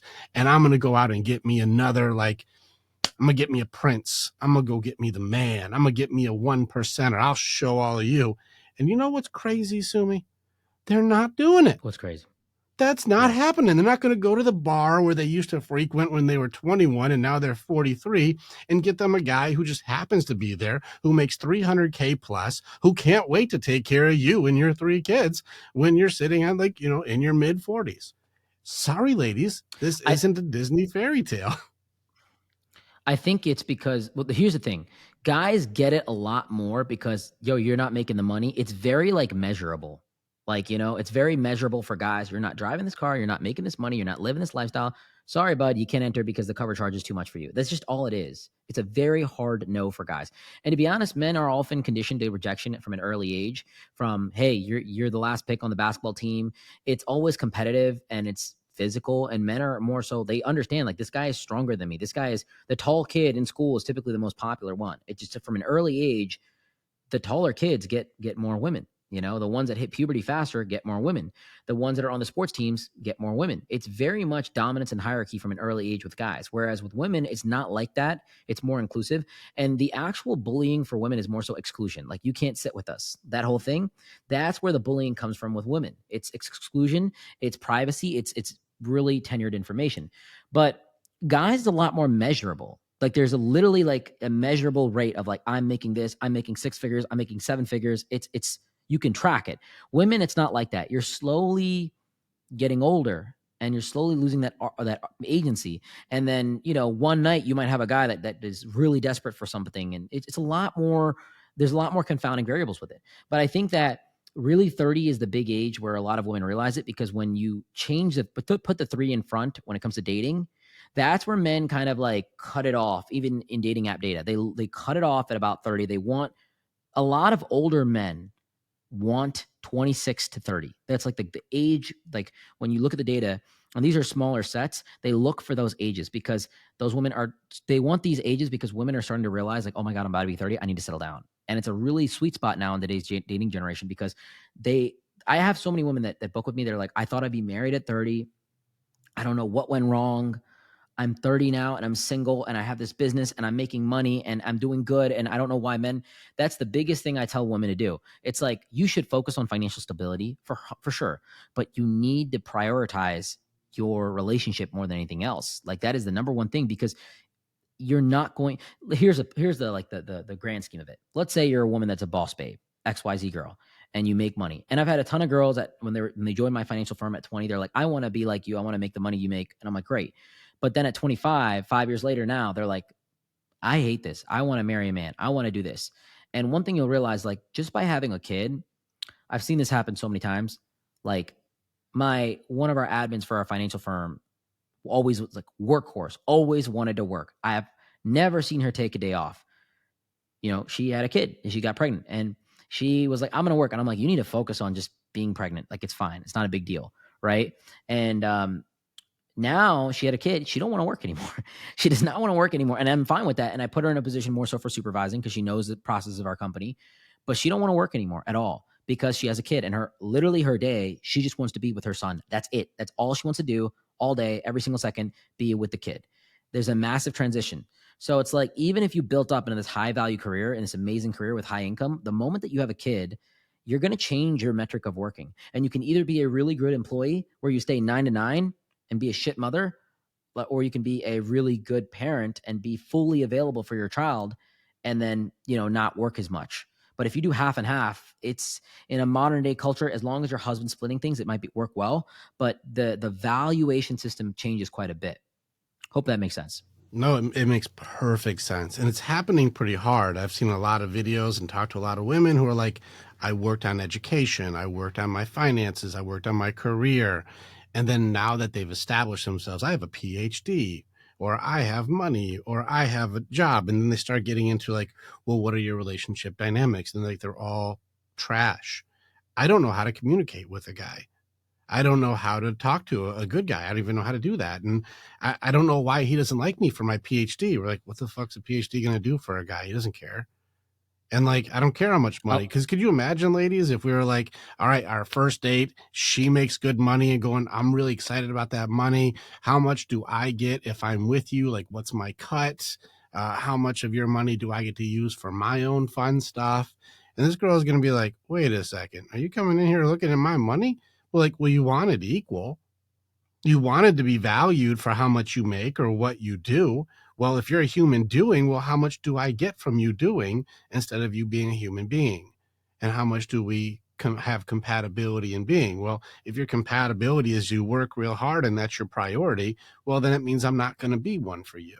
Well, tell me where the value is for me. I'd like to know, like, where does this compatibility come from when you're like, I'm choosing work over you always? And you're like, okay, cool. So then our relationship is going to be like number 4, number 5 on your list of things. And now let's have her get pregnant from a guy who's not with her, didn't stay with her. And now I've got, which priority system does relationship fall into? We don't know how to keep a relationship. You're going to be just being a provider and wanting to be the mother. And then you've got all these restrictions too, because baby daddy's involved, maybe. And then you're going to be like, now I've got rules for my kid that you better follow. These ladies are pushing themselves into a loneliness sphere, but their biology is not measuring up to A, the technology, and B, the lifestyle. Biology isn't catching up to this yet. If you want equal, you're going to be treated more masculine. And that's leaving ladies alone. The 30 plus world is not fun for the ladies. It's not a fun game. it's unfortunate. It's not a good time for them. So they may be having their hot girl summer in their 20s, but like 30, 40, 50s, when they think they're going to go back like they were in their 20s, these ladies are going to lose. We have an entire generation of ladies who are going to be like, what the fuck happened? But the And 20s are amazing for women. The 20s are lit, you know? yeah, good job, girls. You girls got it, but the women are going to struggle. There's going to be, and you know who really struggles after these ladies lose? The kids. Because now they just do. have single parents. Mom is not very stable in her own, like her existence. So she's not being a nurturer. She's pushed real far into her masculine energy. So she tries to be a disciplinarian, which looks a lot more like the equivalent of a drag queen, which is a very hyper embellished version of discipline.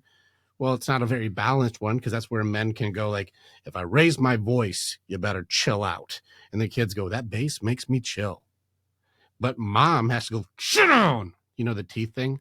Get off the chair. Mm-hmm. You know, where they like clench their teeth when they talk, when they're angry. What are you doing? Yes.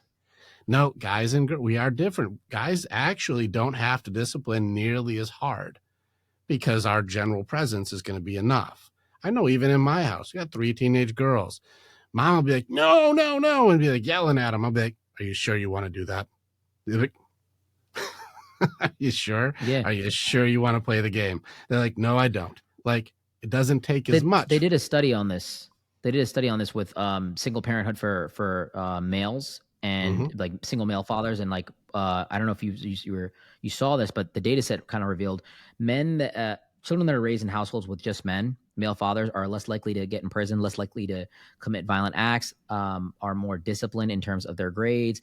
They are less likely to have teenage pregnancy. It's like almost by 7 times less likely. It's a lot of different variables, because men are the disciplinarians a lot of times in the household. Men are also the structure. And this is something that ladies will try and argue. We are the logical beings. It's a yin yang. It does work together. If a woman does, because women are meant to be chaos. I did a training on this. They're meant to be the chaos, but chaos doesn't necessarily mean bad. A surprise party, that's out of the routine. That's chaos. I jumped on you when you walked in the door and said I love you. I wasn't expecting it. That's chaos. Like there's surprises and happiness and joy, and something broke and we laughed. That's chaos. Instead of going, look what the fuck you did. Like, ladies are supposed to bring positive, fun energy. That's wild. She's dancing. She's doing something unique or something playful or something. I didn't expect that, and I liked it. That's a chaos. That's like beauty. That's a good thing.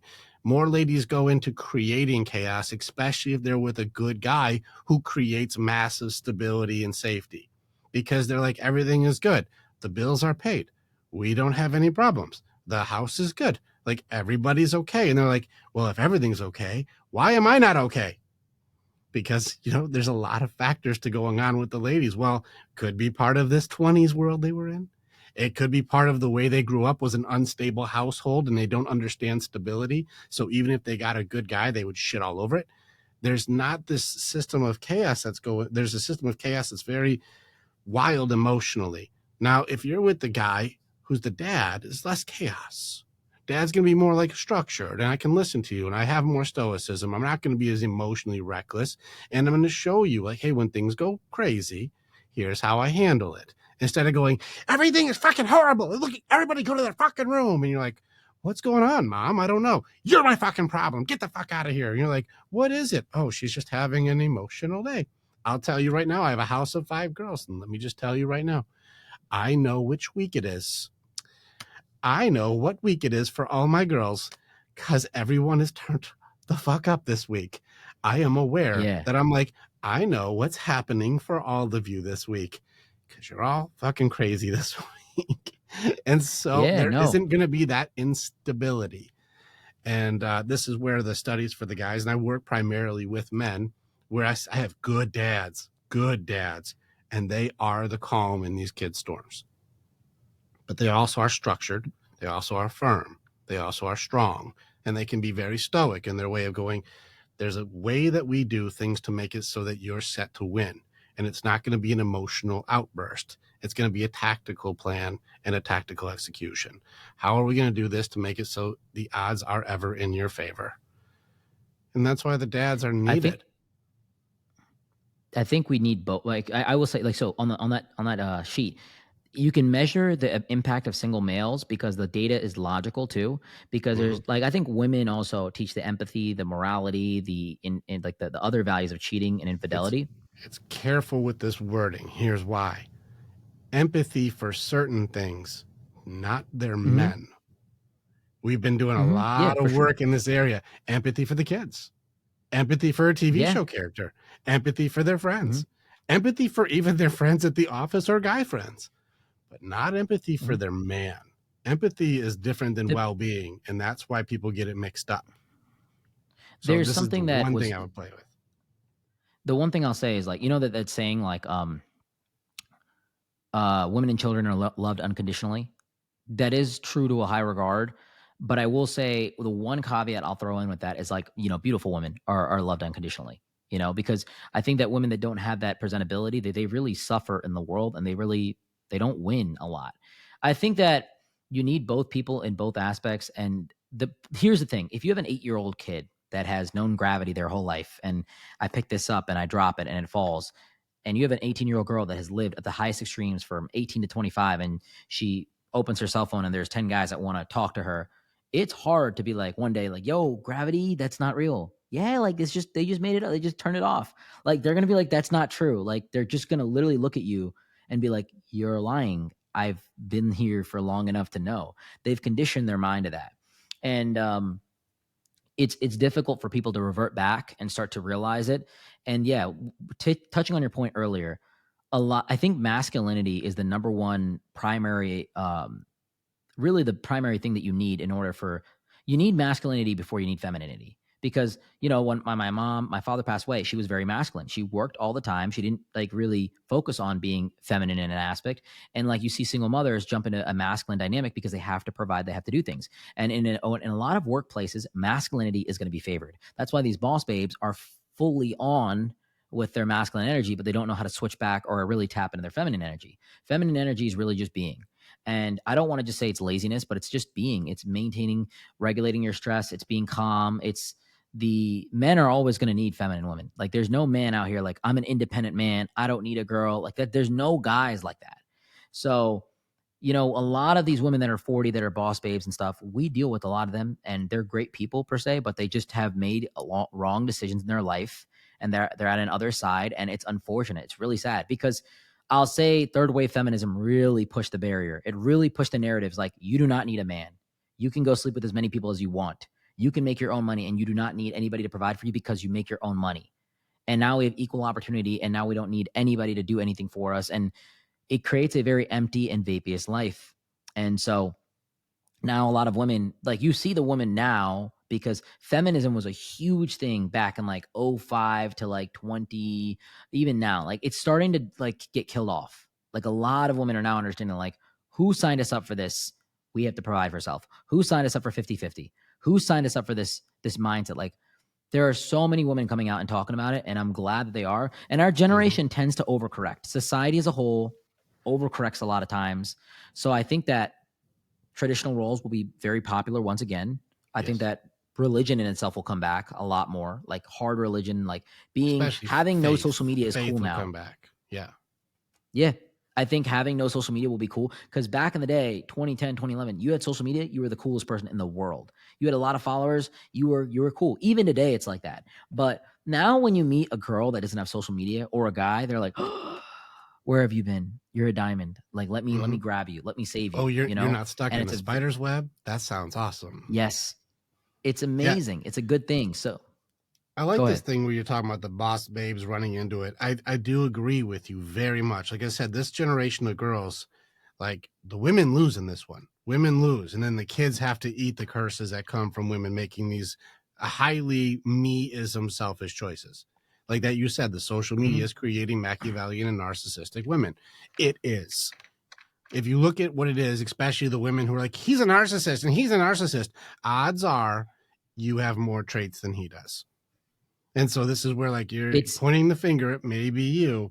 And I got 3 teenage girls, 17, 15, and 13. And even in the conversations that we've seen, our girls are already like, oh no, these girls are fucking up. Like, they're already seeing, like, there's enough writing on the wall to go, I don't want to do it that way. That's obviously not going to work. And there's enough of the women who have carved their own deer trail that are going, hey, I did it. It's not working. It's not, I did all the stuff, and it's really shit even when you win. And so our girls are paying attention.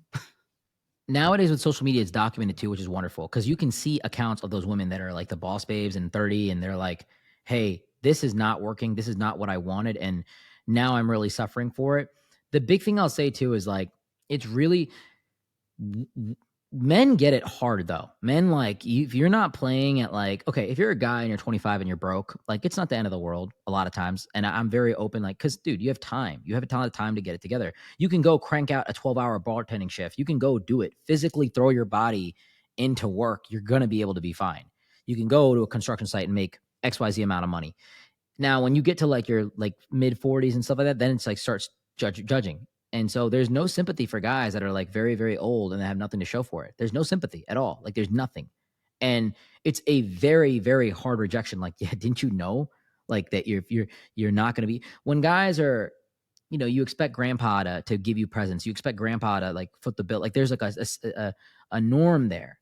And if you're not doing that, like, guys face the hard side of it if they blew 20, 30 years. It's just that as guys, we have a longer time, and our 20s typically suck. If you do it the right way, your 20s as a guy should be filled with work, should be filled with grinding. Even your 30s, to a degree, they should be filled with work, you know?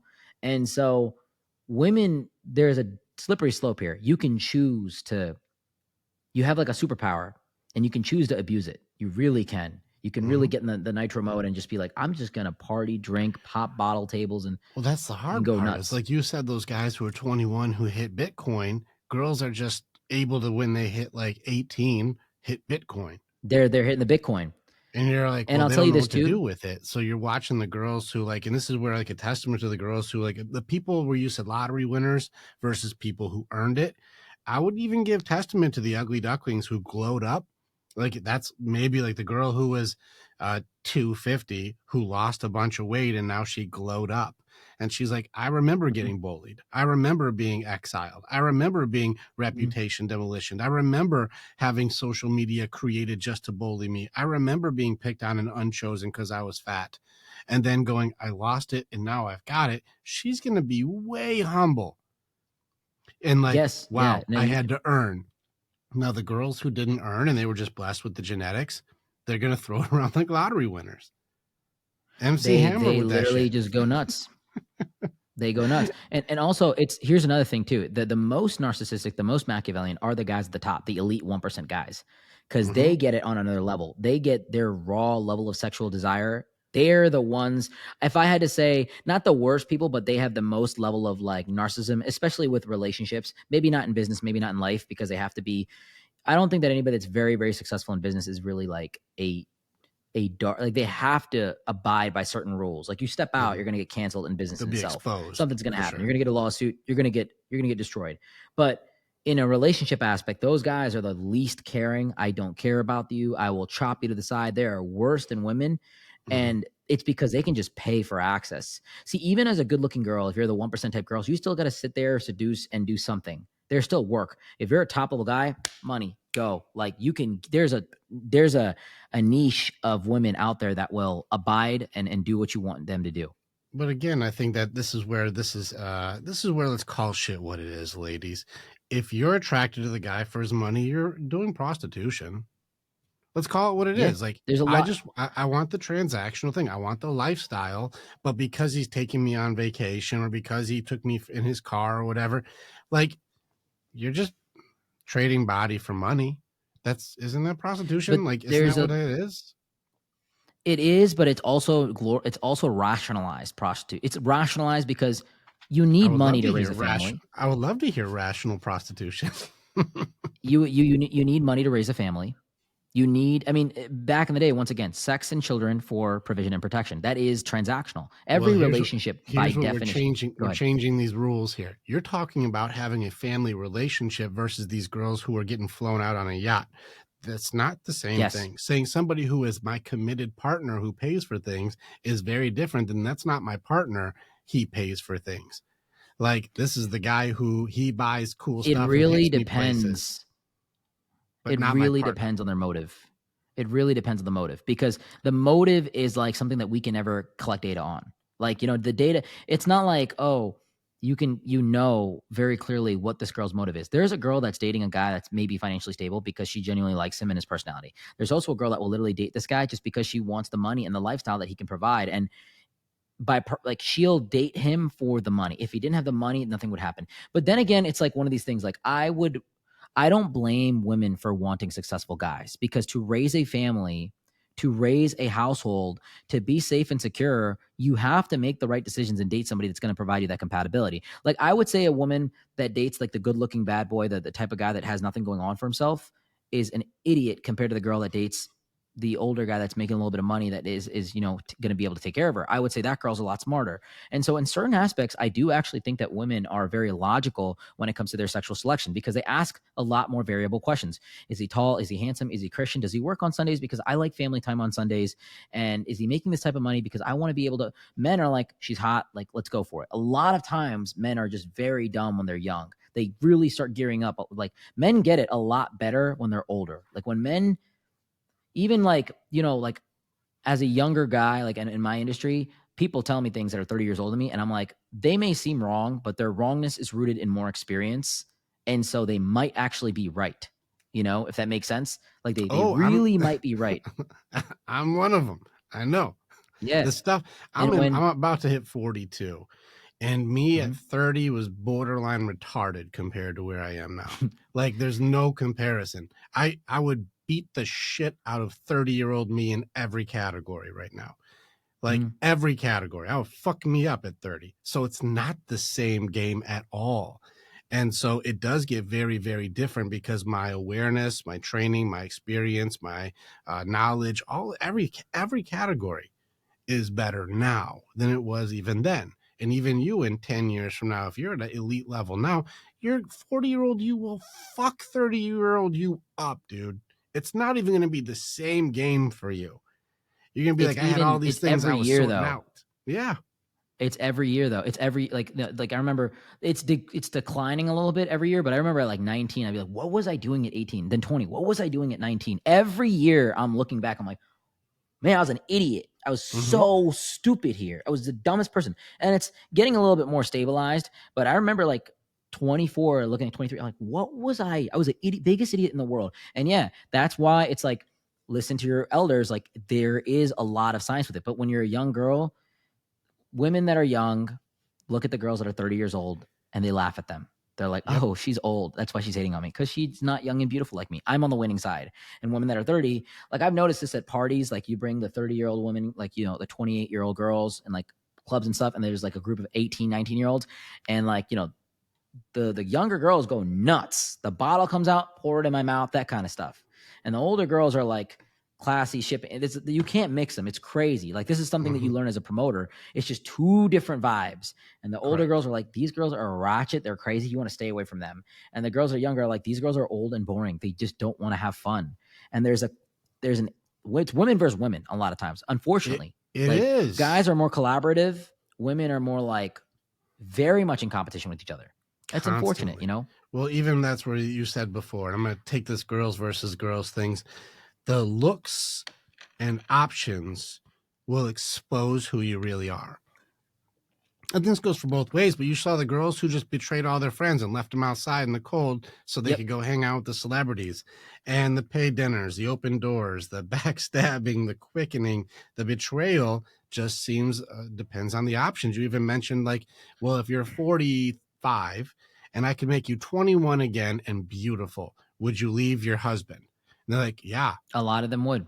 You know, and this is where I'm saying, it's like, wait a second, your loyalty is based on your options. Now, there's going to be a lot of ladies who do not like what you're saying here, not at all. But this is, again, where I'm leaning in towards, well, ladies, are you gaslighting your own introspection? Now, I even had a thing where our 15-year-old called it out, and she's not an exception to this rule, where she said, when it comes to truth, we're fucking great at everybody else's shit. Horrible at our own. We do not do well with our own reality and our own truth. We cannot be honest with myself. If that girl is sleeping with 10 guys, what a slut. But if she's sleeping with 10 guys, she's like, I'm just living my best life. We don't call it the same thing. One thing that I want to catch this here. When a woman doesn't like another woman, the first two things she goes for are her reputation. Oh, she's a hoe. Like it's the first thing she discredits. First thing, she's a hoe. The second thing is her looks. Oh my God, she's super. Like they break when guys don't like each other. Guys are like, oh, he's a loser.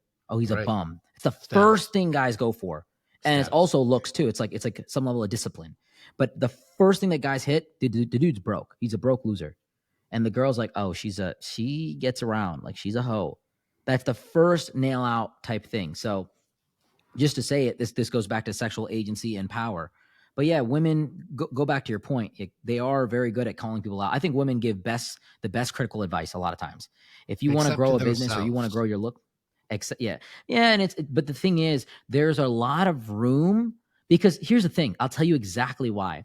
Because when you're a beautiful girl and you say the wrong thing, some guy is going to agree with you. Like, yeah, you know, when a girl's single and she's out at the bar and like, yeah, he's such an asshole. Like every guy's like, yeah, I would never, if I had a girl like you, like I would never do that. It's like, you know, guys agree with beautiful women. They like, I love this song. It's so good. Yeah, me too. This is a wonderful song. Is that the simping thing? Is that what that is? It's simping. It's just agreeing. Women get agreed with. They're always right in a lot of ways, even when they're wrong, when they're beautiful. Like beautiful women, like, I don't like cheese on my thing. I think it's weird. Don't you think it's weird? Like some guys will agree. Somewhere there's a guy that will agree just to get access to the woman. But you're talking about, again, that hypergamy thing, the guys with self-respect and the guys who have their shit together, you'd be like, I still love cheese. Like, but that's the accountability. If you're built up for years and years and years that you're the queen, that you're a princess, every girl is a 10. Like, oh, you're a queen. All my queens, all my 10s. Like, there's no girl, like, there's no things out there where like women are saying, yeah, like some girls are really good looking and some girls are not. Like, I've yet to find it where they're like, women are just saying this stuff. Every girl's a queen. Every girl's a 10. She's my bestie. She's beautiful. She's it. She's this. She's that. Like, guys don't say that. Like, guys don't judge themselves like that. So when you're hyperinflated for a period of time, it's hard to be accountable. And there's a price tag to this. This isn't free, ladies. You guys think that I got free bottle service or you got free sex from an athlete, but these guys, they're not keeping you. Mm-hmm. And you think that removing accountability and removing truth makes it so that your truth is now the only truth. It's not free. You do end up alone in this one? I think a great thing that you brought up there. There's like a lot of young girls that'll go on a date with a nice guy, like a guy that's got money. And extreme example once again, but they'll go on a nice dinner and they may not like the guy. They may not even care for the guy, but it's a $300 dinner. It's a nice party. It's a yacht thing. And the thing is, I'll tell women this all the time, like, you are losing in this interaction. Like, it's not even the guy, because the guy can pay for the stuff. But your youth, you're the youngest you are in this very moment. Your ability to negotiate is the highest it's ever going to be in this moment right now. You are throwing that away for someone that you're not interested in. You're going to a party that you know you're not interested in any of the guys there, but you're just going there for the Instagram pics and the likes and the attention and the feel good moment right now. And when you're drinking that drink with the guy that you're not interested in, when you're eating that nice food at the restaurant that's buttered up, that's not healthy, that's not, chicken, broccoli, rice type thing, you are losing, because the exchange that you're giving this guy, this man, is higher than the value that he's paying for, because money is replaceable. Time is really not. And so in those exchanges itself, I tell girls, like, you're losing, like, you're giving more of a value. And this is where I side with those younger women. Like, you're actually losing a lot of times when you're doing this, because it's not free. When you're out at a table for bottle section and they're giving you $500 of free bottles, they're getting more in spend. Like, this is what we used to do. We used to get girls in, a young group of girls. We used to give them 2 or 3 bottles, and the bottles, really, like, think of the price of the bottle in a bottle service club. It's $30 for a fifth of a vodka. Okay, so we're spending what, $60, and we got a group of girls. And look, when beautiful women are in the room, the wallets open up. Like, men spend money. Like, that's just what it is. The goal of a promoter is not to bring in high spenders. That's not even the goal. It's to bring in attractive girls. That's it. If you have a group, if there's 20 attractive girls in XYZ area, men will show up and men will try to spend money. That's just how it is. Okay. So it's what I've learned. So we'd always bring in attractive girls, post them up there. And then if a guy wants to jump on the table and get more bottles, then he's going to spend money. And that one sale gets us the money back and more. And so, yeah, it's not free. You might be getting free bottles, but the cost of that business in itself is your time, your youth, your health, your energy. The next 5 hours of your morning when you're hungover and you have a bellyache from all the champagne you drank. You know what I mean? I think it's a great point. I really do. I very much agree with you in just using the psychology behind what people are, going to be doing. I still lean in on this. And this is something that, like, I use as one of my foundational pieces for training to find where people are in their, their grief, their loss, their traumas, whatever parts it is. The quote from Epictetus that I use the most often, I made it more PC because it's more like, your circumstances do not make a man. Let's just call it what it is. Your circumstances don't define you. So the bottle service and being a hot chick or taking girls out to dinner and getting stuff for free and open doors and betraying these people to get in to go hang out with celebrities, it's not the circumstance that defines who you are. It just reveals you to yourself. You're a betrayer. You will use people for money. You will break your own golden rule in a heartbeat because somebody gave you an opportunity to. And it shows your values and it shows your morals and it shows your integrity because it's going to reveal you to yourself. What would it take for you to betray all of your friends and leave them out in the cold? Well, if I could just hang out with someone who's got status and not even be with them, I just get to hang out with them. Or, like, what would make it so you left all your girls sitting out there, free shots in VIP, and, like, somebody who just wants to use me for a while? I'll leave all those people behind. And then, like, what would make it so you betray your sexuality or betray your body or just give it away for whatever? Just somebody who was in the higher floor. Like, you'll reveal you to yourself. And the same thing for guys. Like, how much are you willing to spend for a company? What are you willing to give or sacrifice? How much you're going to reveal you to say, like, that's who you are. You're that. And the question I would say is, like, how many of these, if it was roles reversed, would you be okay? How many, if you were on the receiving end, you'd be like, I did not betray my own golden rules. I'm good. I paid for his $300 dinner just because he wanted a free nice meal, but I'm never going to talk to him again.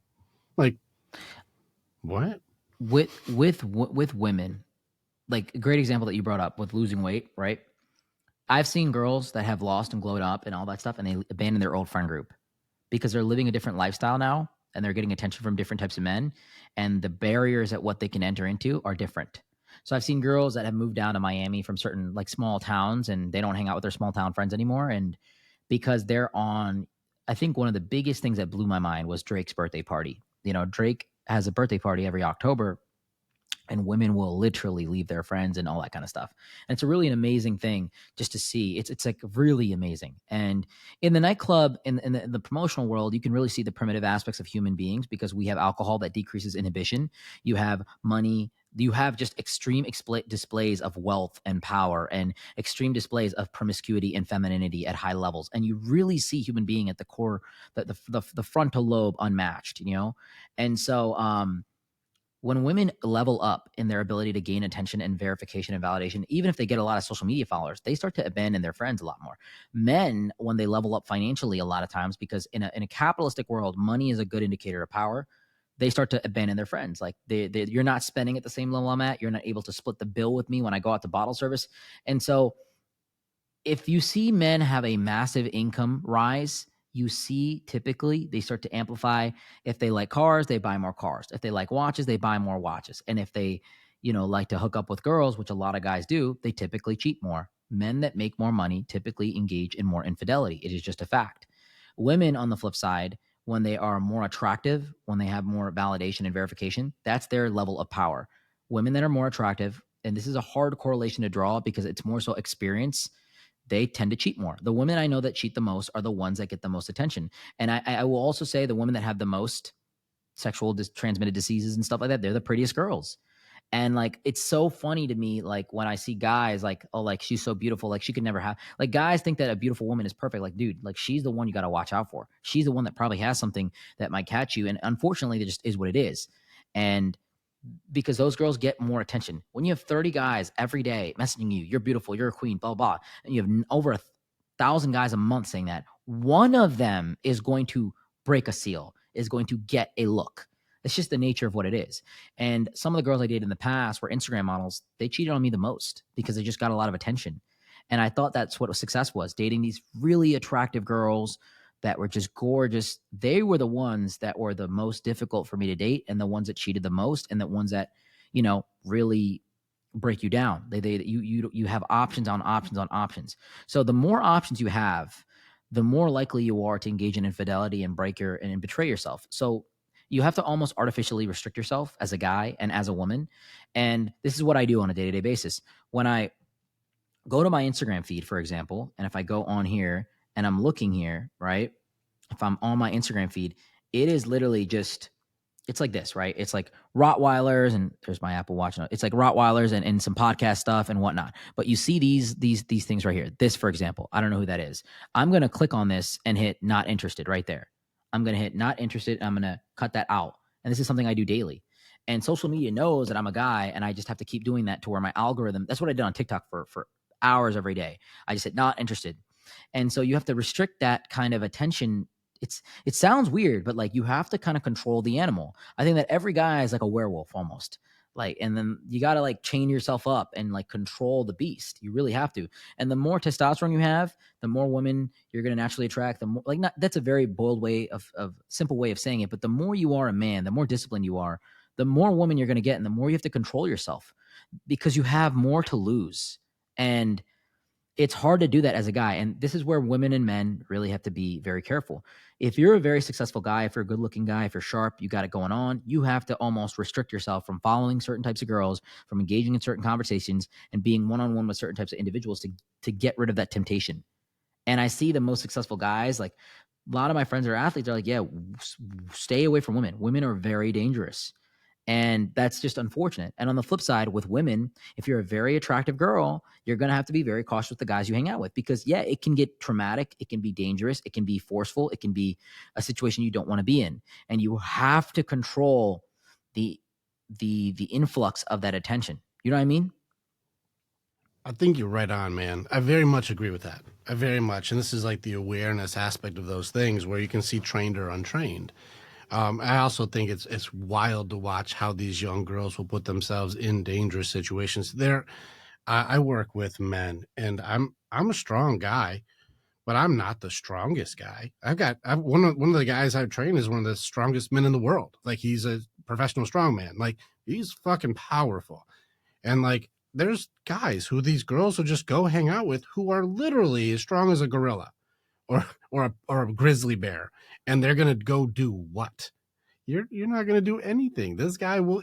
He can do whatever. You can't stop him. I couldn't stop him. You can't do anything. I'm a trained fighter and can't stop these guys. Just look at what happened with Shaolin fighters when they brought in giant Norwegians. It was like, we can't beat them up. They're too strong. Like, there's a thing. And these girls are like, I'm gonna go on a date with him because he's 6'7" and he's 400 pounds of muscle. I'm like, that's a grizzly bear. Like, hold on a second. Don't just go on this date. This is dangerous. Like, this is not a safe place. He may be a good protector, or he may be the most terrifying thing in the planet to you. Hold on a second. And so you watch these girls go put themselves in very, very, very It's even dangerous situations. it's not even just with that too. I remember being at a club in New York and I saw like this guy order this insane these bottles that were like 1,500 a piece, right? Very expensive bottles and stuff like that. And he's pouring it down girls' throats. And this one girl kind of like he looked at this girl, kind of reached the bottle out. Every girl's taking a shot, and this one girl was like kind of like no, and he grabbed her face and just put the bottle in her face until she drank it and it spit out, and then she was covered in foam and stuff, and it was like a bad thing. Like it was very bad. And this wasn't me working there, but because I worked when I did it in Ohio and Florida, but in New York, like no one's saying anything to this guy. This girl's upset. She goes home, and like it's like everyone should take a pause in this moment, right? Everyone should really understand like this is an extreme display of dominance. This is an extreme display of power. And even in those situations, like you're not safe. If you're at a back end party with a bunch of, and this guy's spending money and stuff, it can be a very bad situation. I think that you should always be very cautious on who you hang out with and engage with, because if you're a girl and you're just leveraging your sexuality, you get into positions of men that are very powerful, and those men can put you in a bad position. And if you're a girl, and if you're a guy and you're very powerful, those girls can trap you, poke holes in condoms, extort you, say that you hit her. It's a very dangerous mindset to be in. And look, any good lawyer and if you're very powerful, they're going to tell you to settle. They're not going to want it to go to court. So you're losing 20,000, 25,000 right then and there, just dealing with an allegation. And this is like the dark side of things, Yeah, that's wild too. It's even too still with like the rise in we should be treated equal. It's not equal, ladies. And I think this is where it's one of those things too, where the loudest men's rights activists are women right now, because they're realizing that this pendulum push for 50-50 equal everything, we can do it better than men, all that shit is coming down to where this guy can literally just manhandle her by the face and pour drinks on her, and she can't do shit. Like, if she could kick his ass, she would have. Equality is a very romantic concept, because the whole thing with women's equality, if there was a situation where all the men in the world was like going to fight all the women in the world, like it would be done deal. Like, you know what I mean? Like, and I say this like in the best way. If I'm like, there's girls that might be taller than me and heavier, I'd still like, we're guys, we're just stronger. We have more muscle mass. It just is what it is. And that's just unfortunate. But women also have like, guys are always going to need women. And that's like so ingrained mentally in men that we're always going to need women. We're always going to value women, and women will always have a place in life for a man. This is a dangerous sentence if we can't answer it. Like, men will always need women. And there are questions that we should actually go, what for? Mm-hmm. And I think right now it's getting really, really fuzzy, because these ladies are coming in with high boss babe masculine energy, and they're messing up their reason that we need them. It's great that you said this, because these boss babe, okay, so they're saying this, men always need women, and it's a very glorifying concept and idea for those women, because they feel like, okay, you're always going to need me. Men in the United States are getting married at the same rates as they were before, but women are not. And so what's happening a lot of times is men are marrying women that are outside of the country. And there's this whole concept of like passport bros, which like I'm not here to encourage it 100%, but like it does happen. It very much in the Philippines, very much in Colombia, very much in like India, Turkey, all these countries. And it's because as a man, you can go get a girl overseas and you can lead her and she can follow you. And that's one thing. But it doesn't work the other way, because if you were to go get a guy in India where the dollar is just a lot stronger, if you go to Colombia and you get a Colombian guy where the dollar is 4 times stronger, it's hard to bring a man here. He's not going to be at a restaurant like, hey, honey, what would you like? Hi, how are you? Nice to be here. She doesn't like that dish. Can you send it back? Like, he's not going to be able to do that because he doesn't speak the language, and he can't lead the relationship. And he doesn't know what a Sunoco is or what a BP is or what a Chick-fil-A is. He just doesn't know. And so he's not going to be able to, number one, provide at the level. So that is almost gone. And number two, he's not going to be able to regulate himself in the society. Like, whoa, this is my girl, dude. Like, back up. It's not like that. Whereas a guy, it's really just like how good of a mother you can, and you can be a good mother if you speak Turkish. You can be a good mother in America if you speak Turkish, and you can be a great partner in bed if you speak Turkish in America. It doesn't matter. But for being a good partner as a guy, you really have to speak, like, I would say, English or Spanish in America, really. Depending if you're in the real South, you can get away with Spanish, but English is one thing that you need here. And so that whole passport bros thing, it really changed a lot of things because men can get women into the country with citizenship now, and they can marry, and men are still marrying at the same rates. And so when you go overseas to some of these countries, and I've traveled a lot all over the world, I see a lot of guys from the States, Would you marrying say these this is girls. because like the Western philosophies, the social media thing, this boss babes, all this stuff? Again, it just seems like ladies with these philosophies It are still exists over losing. They're there. not winning. Think about like a boss babe that's like 25 years old. She's making $250,000 hypothetically, right? Sure. She is going to want a guy that's going to make a little bit more than her. Let's put the 36% number, right? Okay. That is really hard to find. But let's say there's a No shit. boss babe in the Philippines and she's making that like a good amount of money there. That can still be attained by a guy that's making 50K here. You know what I mean? Mhm. Because the dollar is so strong. And that's like what the guys that go there have such a large amount of finance. And the country, in a third world country, there are still very traditional gender roles. Like, women are raised to be wives and take care of men. And there's almost an imbalance there. So Mhm. a man that is making 30 to 40K USD is very, very financially stable in these countries. And it's just very, even if she had that boss babe mentality, it's equivalent to this guy making $2-3 million here, and she's making $250,000. She's like, okay, yeah, you're better than me. Like, you're making more money than me. Like, you know what I mean? And the standard of living is a lot lower there too in these countries. So a man can come in and influx. You know, I know girls in like those countries that make $250, like sometimes like in 2 weeks, in 3 weeks, and like for us, that's not the average income. A lot of these countries like $800 to $1,600 USD. The US, it's not Mhm. like that. It's closer to 3,000, No. 4,000. So Yeah, it's a good it's point, and they this is have a where lot more I'm ability to watching. provide. Well, we can just outsource the types of women that guys will be looking for. I think there's a giant group of women. Like, there's like a good like 15-year gap here of women who are going to be like, fuck, we really fucked ourselves. Like, we had a lot of Mm-hmm. fun at the beginning, but now we have like sourced ourselves out, and now these guys are grabbing a Filipino or a Vietnamese girl or a Russian or whatever, and they're like, I'm grabbing up a different one. I'm just gonna get something different. And these ones aren't Yep. as argumentative. They aren't as complaining. They don't have this like you said, the value is all goofed up because they used to date a ball player for a while, and now they think they're supposed to be Mm-hmm. treated like that. And you're like, well, these ones are humble as hell, and they're really generous, and they're very cool, and they're not doing that. And so it seems like that this philosophy that's happening, it's not free. It seems like ladies lose, and the children who are made from these lifestyles, who they have split homes, it seems like the kids have to break the curse that mom and dad did when they were being wild.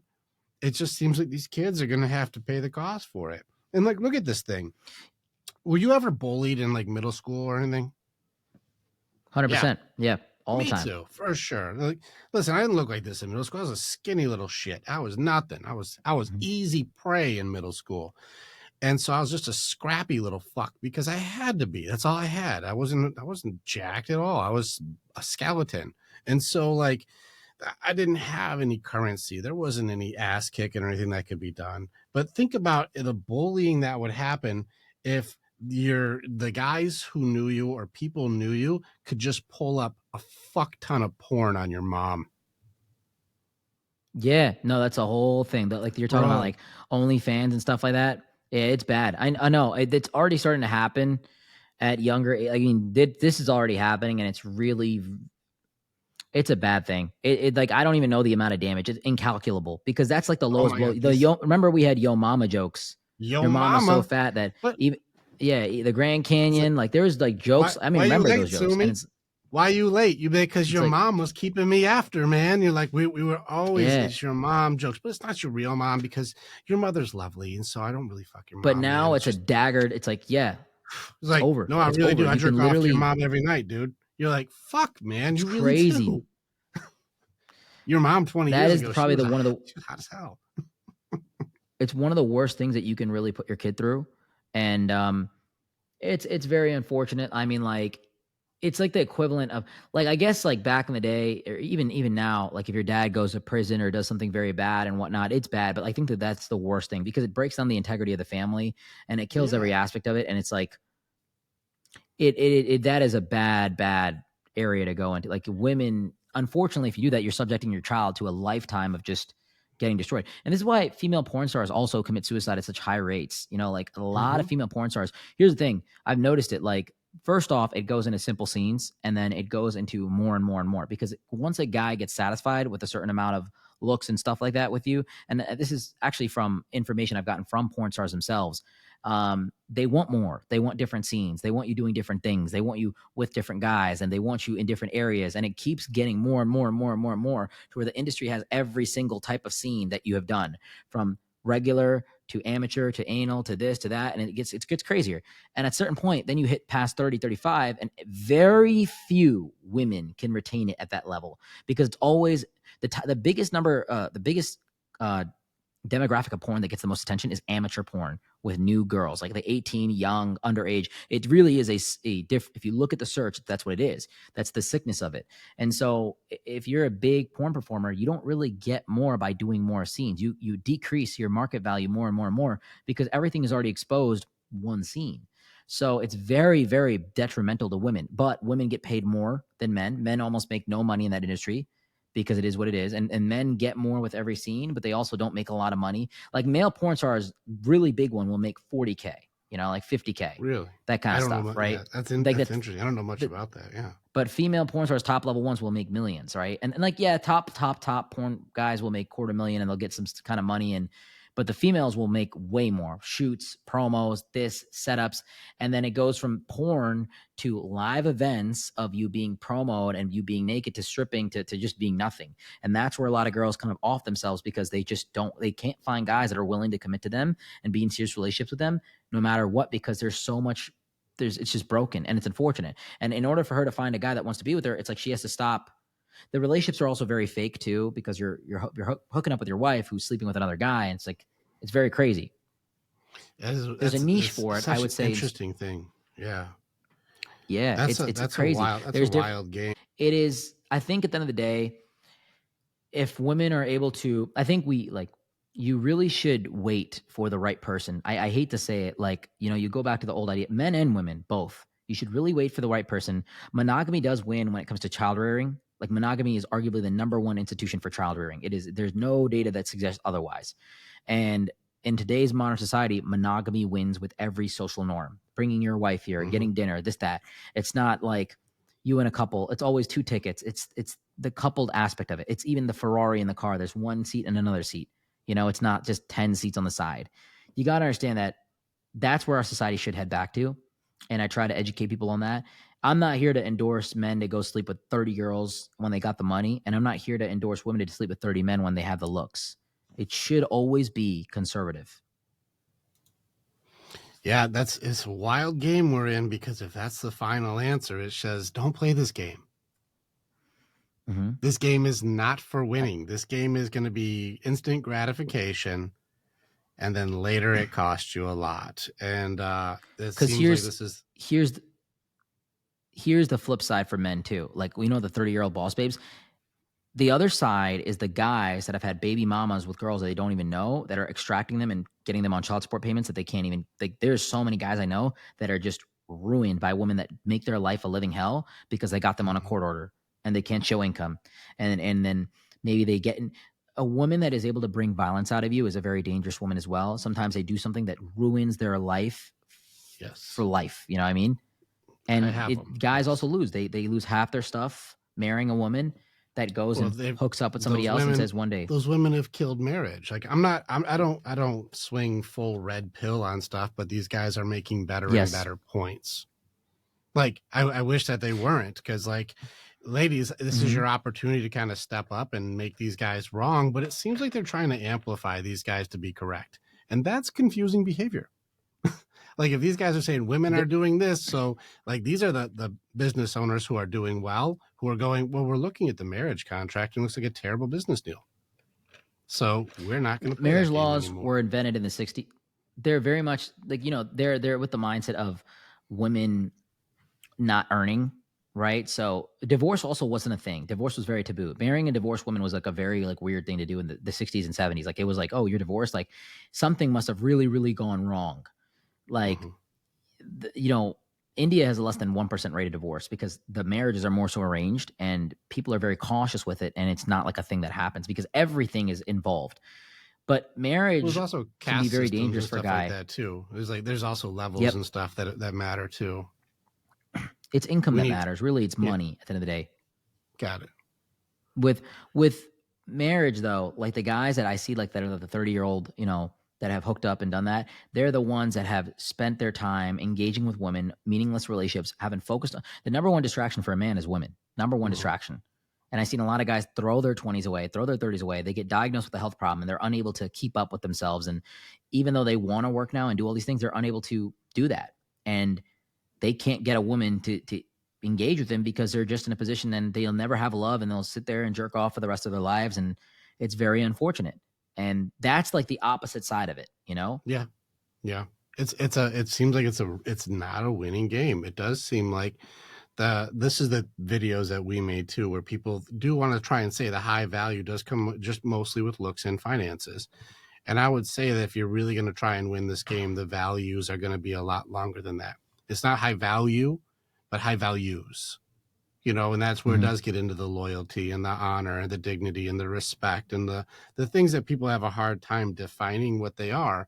But being able to go, if I can really spend some time on myself to know thyself, it gives me the options to be able to not only have accountability, authenticity, and openness and honesty, but also like I want to add one more thing in here, that it also should be important for a healthy relationship. And I know that you agreed with this too. I listened to you, with autonomy. And I think people discount autonomy in relationships, that you should have the ability to hold your ground when somebody is being abusive, whether it's male or female. And being able to say, well, I will remove myself because I do have the ability for independence to do so. And this is something I think people may not fully understand is being taken for granted and advantage of the most, is when you were talking about the guys who are like, begging and I'll do anything and you can go ahead and cheat on me and I'll stay with you and you can do whatever and it's okay, and not having the ability to go like, if you do that, I'm leaving. That's a non-negotiable. So Agreed. what are some of the opinions that you would give people, like, should I keep autonomy in my relationship, or does it mean go all in, everything 100%, you complete me? What do you think? I think ideally that's the perfect norm to go in all in, but like you do that after. Okay, so first off, you need to date people properly. Dating is the tough conversations. Dating should not be fun. I think that's the biggest thing that people get messed up. Dating should be the tough conversations and the really like tough decisions. And I think people make dating fun. And when dating is hard and you're asking all these difficult things and you're trying to get to know somebody, marriage becomes very easy because you know who someone is. And I think that dating should be very much like a like, what happens if we get divorced? What would you do if I cheat? Like these are like the conversations you should have, like seriously. And also, if you're choosing with emotion, you're always going to fail. A lot of times in a relationship, if you're choosing very emotionally, you're going to have emotional results. But if you're more so calculated with the way that you're picking people and you're looking at the red flags and you're looking at compatibility first, love is not what makes a relationship. Love is amazing to have and love is a great cherry on top, but compatibility, trust, loyalty, respect, these are the things that really make a good relationship. And these are the things that prevent things. When we're young, we want volatility. We're attracted to the up and down and all around because we like stimulation. But real healthy people are boring. They're not crazy. You know what to get with them. And so it's like well, I want him to just surprise me with flowers and do this and do that. And like if you know how predictable he is, you're not going to get that. And it becomes very difficult for us to stomach that idea until we get in a position of, like, before it was for survival, like union and stuff like that. It was really for survival. Now it's not like that anymore. And you needed a woman to be in your life to help you with the kids. Like, you needed that stuff. You can hire somebody else to do it. Like, you need a man to protect you and be there for you. And now I think, like, the big thing that you have to understand is, like, you really need to look at a man's legacy. If you're a woman, you have to ask him these questions about purpose and legacy and what he wants to do. And you need to have these tough conversations when you date, because then you're going to be in more of a position to jump in both feet first. So I don't think that autonomy is always like, but it is a necessary evil. It's a necessary thing, but you should idealistically go in both feet first. And for men, you should really look at her habits, her background, her lifestyle, her friends, her surroundings, her family. You can tell a lot about a woman by her surroundings, and you can tell a lot about a man by his actions. And so men should look at every single aspect of a girl's life and analyze it as much as they can, get all the dirt. And women should really ask a guy what his goals are and look at what actions he's putting forward for the future. So that's where you can really carve somebody out and jump into autonomy, or not It's funny autonomy, that you the just 2 said it feet that first. way. You just said you should be looking at her past and her circumstances for her dirt, and he should be looking toward his future on being able to be better for himself. It's funny how it's like the interview is opposite directions. This is important, I think, for these girls who are hot girls, some are in their 20s living it up. Is like, well, if that dirt comes out, or your OnlyFans things comes out, or the you used It's to do porn reputation. comes out. If it comes out, does that make it so the guy who is on the rise is going to be like, well, I want that one? It's interesting that you said it that way, where it's like, no, what you do and did matters. And then for the guys, it's what you do and where you're going matters. Well, it never changes who you are. If I killed 5 people, I'm a serial killer. Like, no amount of like restitution can really change that in a realistic sense. And so if you slept with 5 X, I mean, then let's up the numbers. Let's say you slept with 500 guys, right? You're going to be known as someone that's very promiscuous and engaging in a lot of that activity. It's the And nice it's not way like of something saying you it. can Girls don't erase. call it that to the other girls. Remember you said They don't. reputation But demolition? They don't go like, she is just adventurous with her promiscuity. They don't say that. yeah, no. But if you're out here, you can't erase that. You can't like get rid of it. And I knew a girl that worked at a restaurant near me, and she slept with a lot of guys, every guy. She moved back home 2 hours away, never brings her guy around here, never. And she was a good friend of mine. We were just friends, and that's all it was. And this was back in the day. And when she was a server, and she was, I knew her, and she was a nice girl, but she did sleep with a lot of people. And she'll never bring her guy around because she knows that if she brings him around, there's probably 5, 6, 8, 9, 10 people that she's slept with at these just around. And that guy has probably a different idea of who she is. She like kind of got rid of her social media and everything like that to detach from all that. She reinvented herself, you know? And maybe they have a happy relationship, and I don't know what the dynamics are because I don't talk to them that often, but like, it's You at very least have interesting. an Reinvented. idea. You have an idea, though. That dynamic is based on not knowing who I am or was. The past. It's not, they don't come down in the city ever. But it's really funny how, like, well, you can still be held accountable for your past, but I don't want to be. So again, gaslighting, introspection. Instead of going like, no, this is who I am and this is what I've done, I'm going to make believe. I'm going to keep you away from areas, or I'm going to, I won't tell you the truth because you understand that my value is going to be different if I'm honest. Because if that guy had known that she did X, Y, and Z, he may have not wanted to be with her. That's all it is.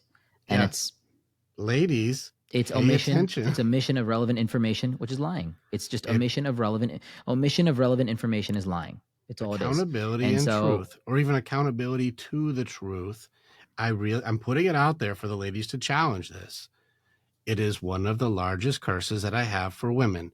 Is denial is at the core of almost every protection system that they use. The truth and accountability cannot come into play because it will expose me, and I want to control the narrative as much as I can.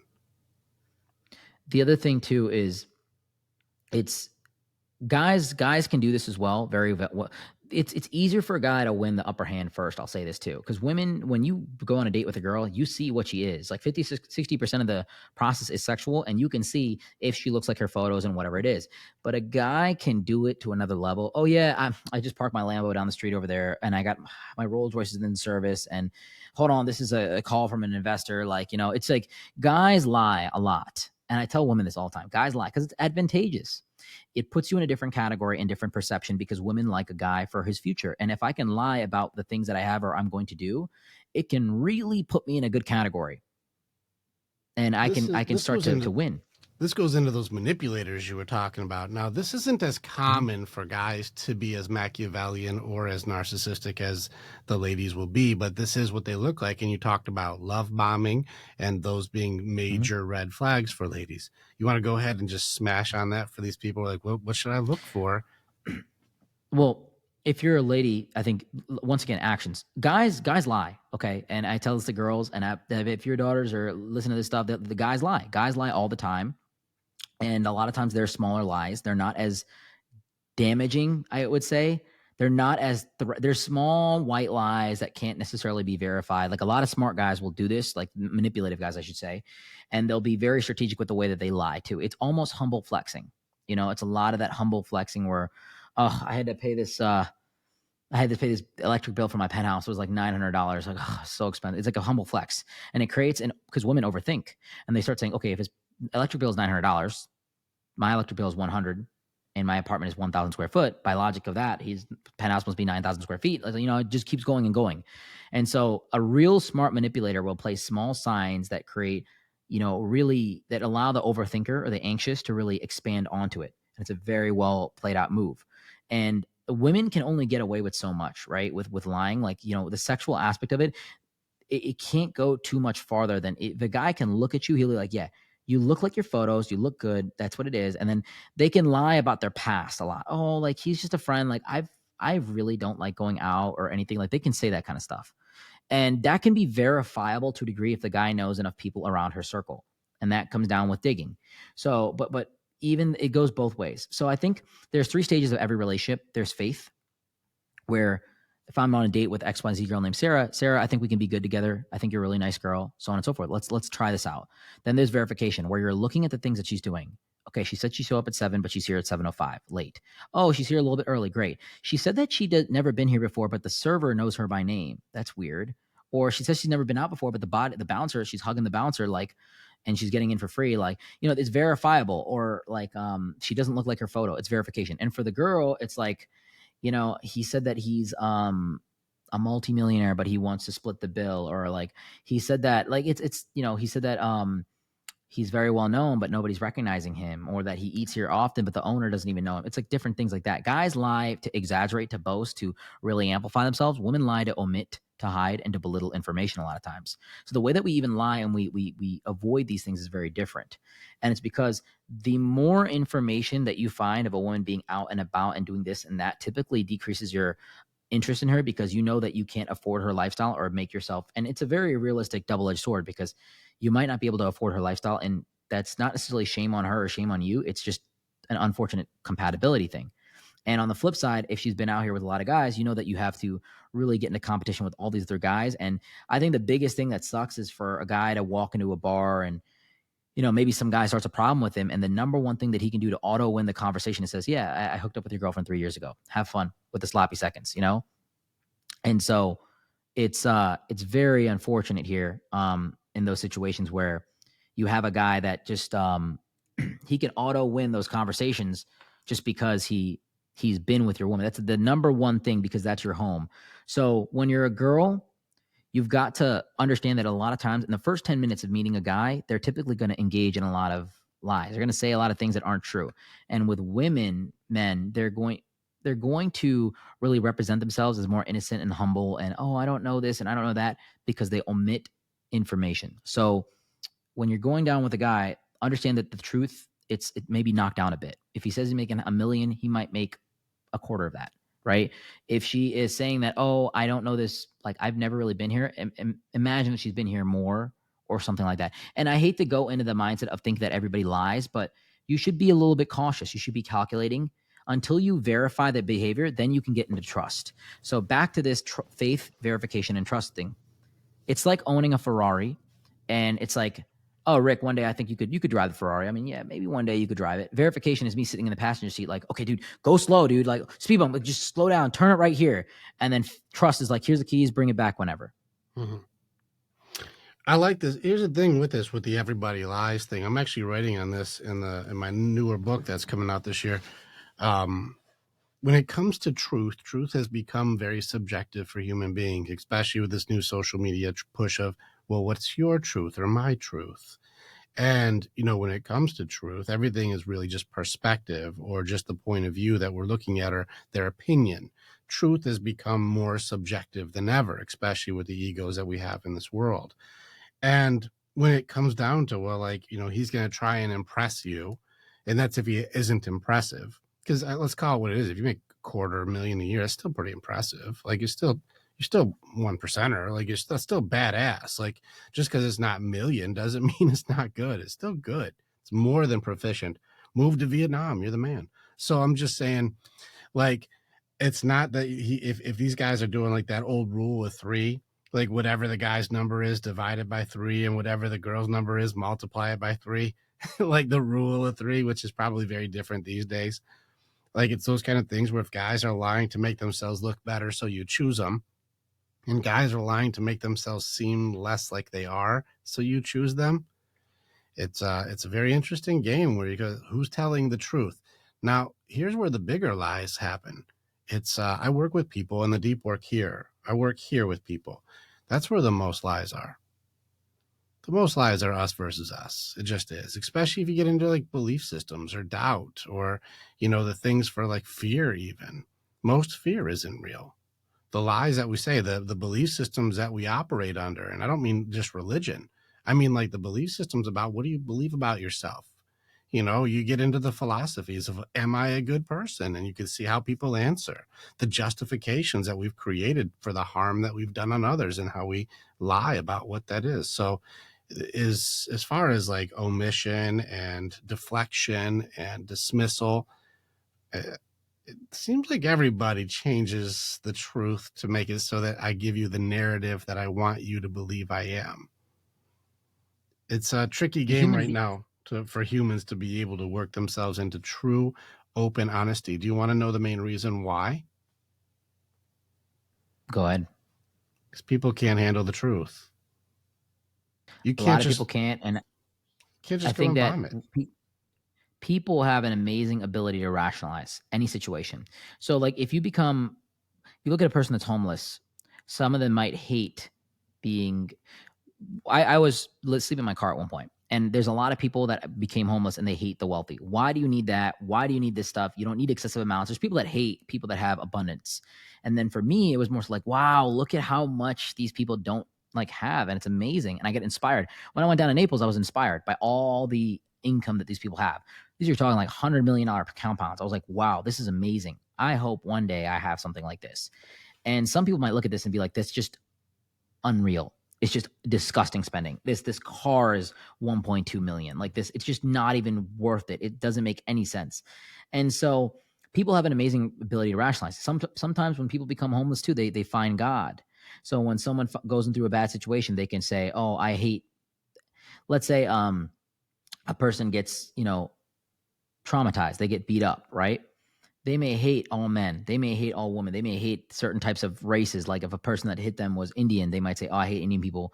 They're bad people." Or they might find God and say, God showed me this because I was in a bad area in a bad time, and that's not what I should be doing.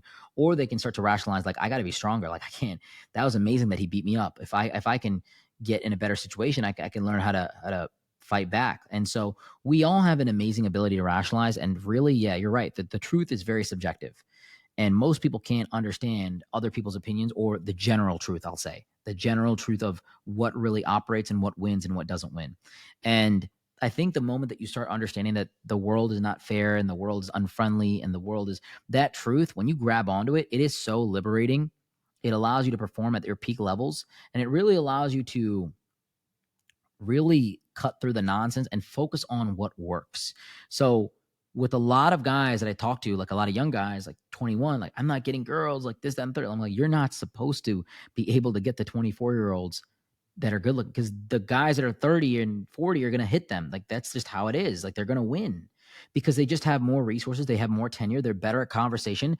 Their level of manipulation, if you will, they're going to be able to run laps around you. Even for me, like if I'm trying to talk to a girl that's 36 or something like that, she's going to be way more mentally able to manipulate me just by tenure, by age, by experience. And she's going to be a lot more different. And so, like it's like, you're not supposed to win at certain times, especially as a guy. And, unfortunately on the other side, when we go back to this for the women, it's on the opposite side. But the truth is very hard to identify. It's very hard to quantify, and different truths exist in different realms. So for a guy people that live in Saudi Arabia, for example, like, the truth is women should not be walking out with their butts out and their chest out, stuff like that. But if you go in a certain bar around here, people of the same gender can sleep together. People can be transgender. People can have everything naked, and it's totally fun. And it's totally normal, and it's empowering. And it's like, this is what life is about. And so I think the truth is always adaptable in certain situations. And this is the hard reality to face, because if you exist in a certain room with certain people, their truth might be different than yours. And in order for you to survive and be functional in that environment, you have to operate by the truth of the general norm in order to win. It's politically correct, morally correct, and in that area, what's culturally correct. Does that make sense? I hear your opinion. I like it. This is where, like, I just wanted to hear your point of view on it. And do I agree with all of it? I agree with parts of it. I definitely agree with the thing that seemed to be the overall arching theme, which is acceptance. Can you have acceptance for what is? You don't always have to agree with what is, but can you at least accept with what it is? Some people would say that, like you said, that one bar lifestyle. Some people would say, "Ooh, that's not this. That's not. I don't find that appropriate." Or they may say, like you said, the Saudi Arabian lifestyle, like, "Ooh, that's too restrictive. I don't find that appropriate."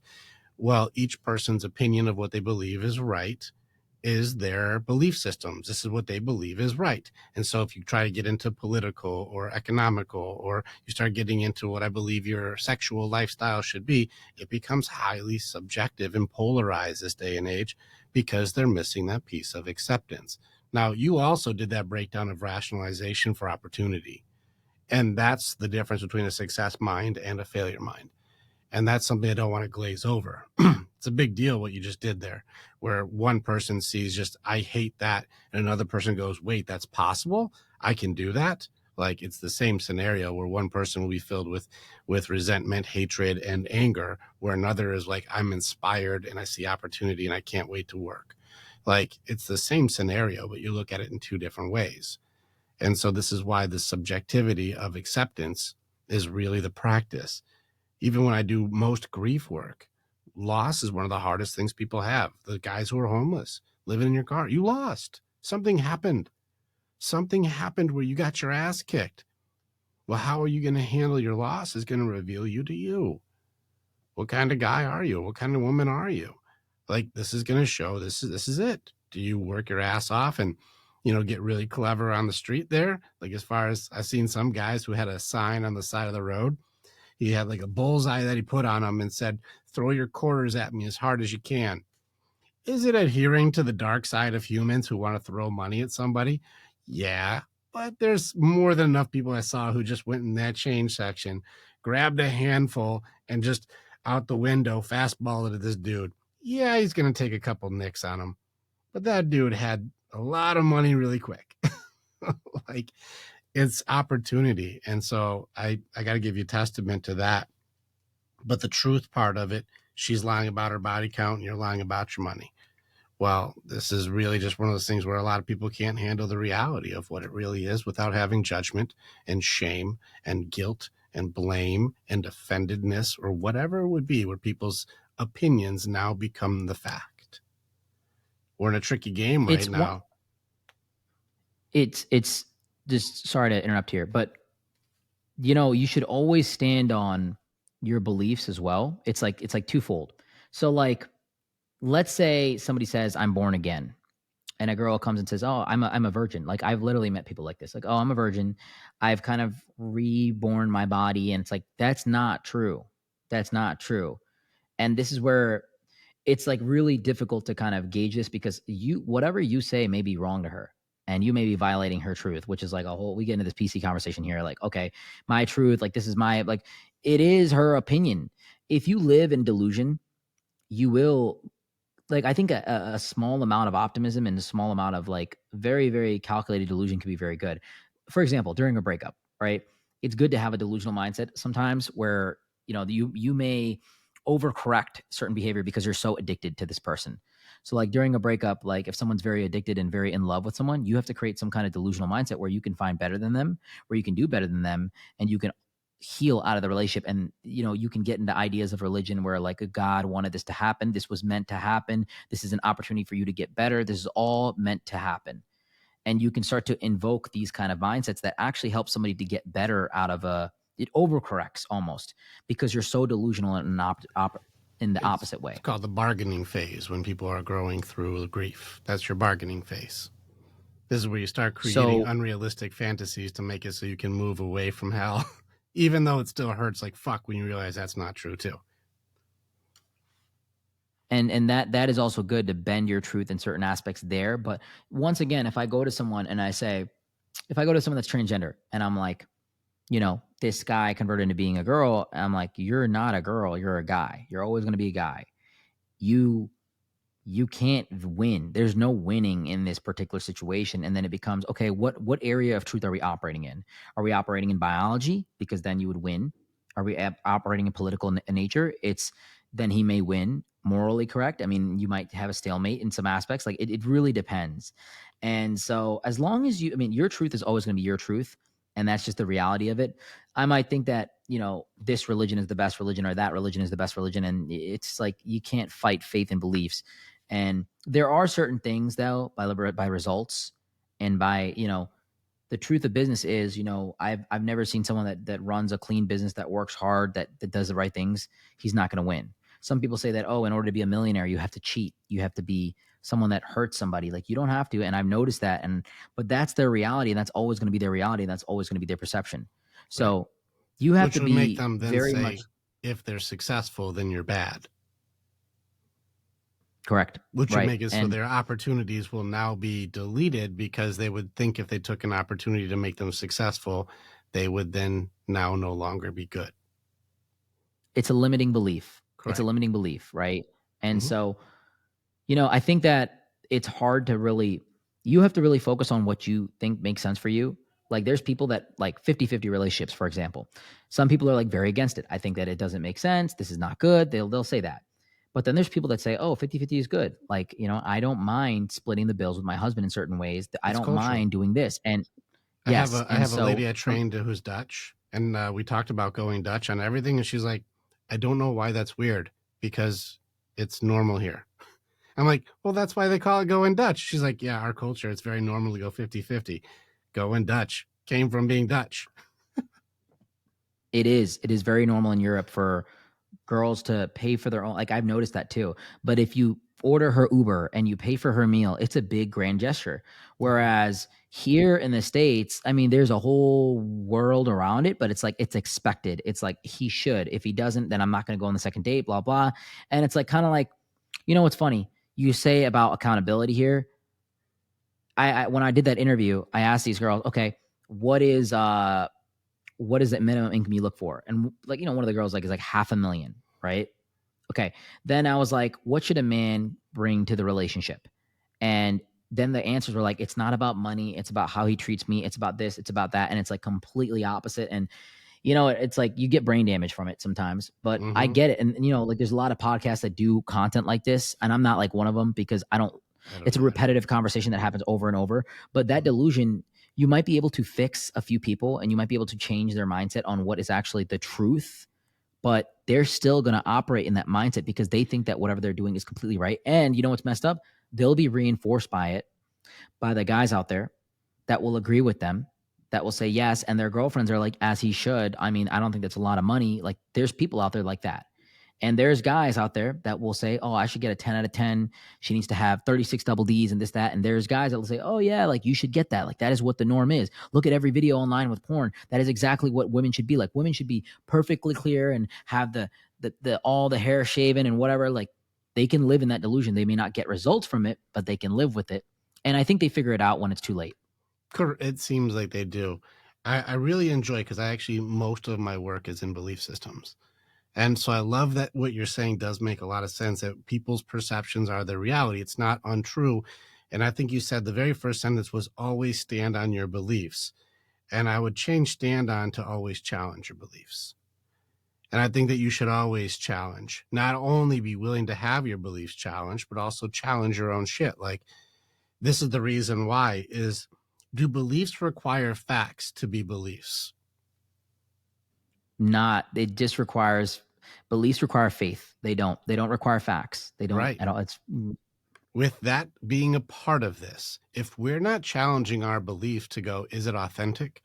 Is it true to myself?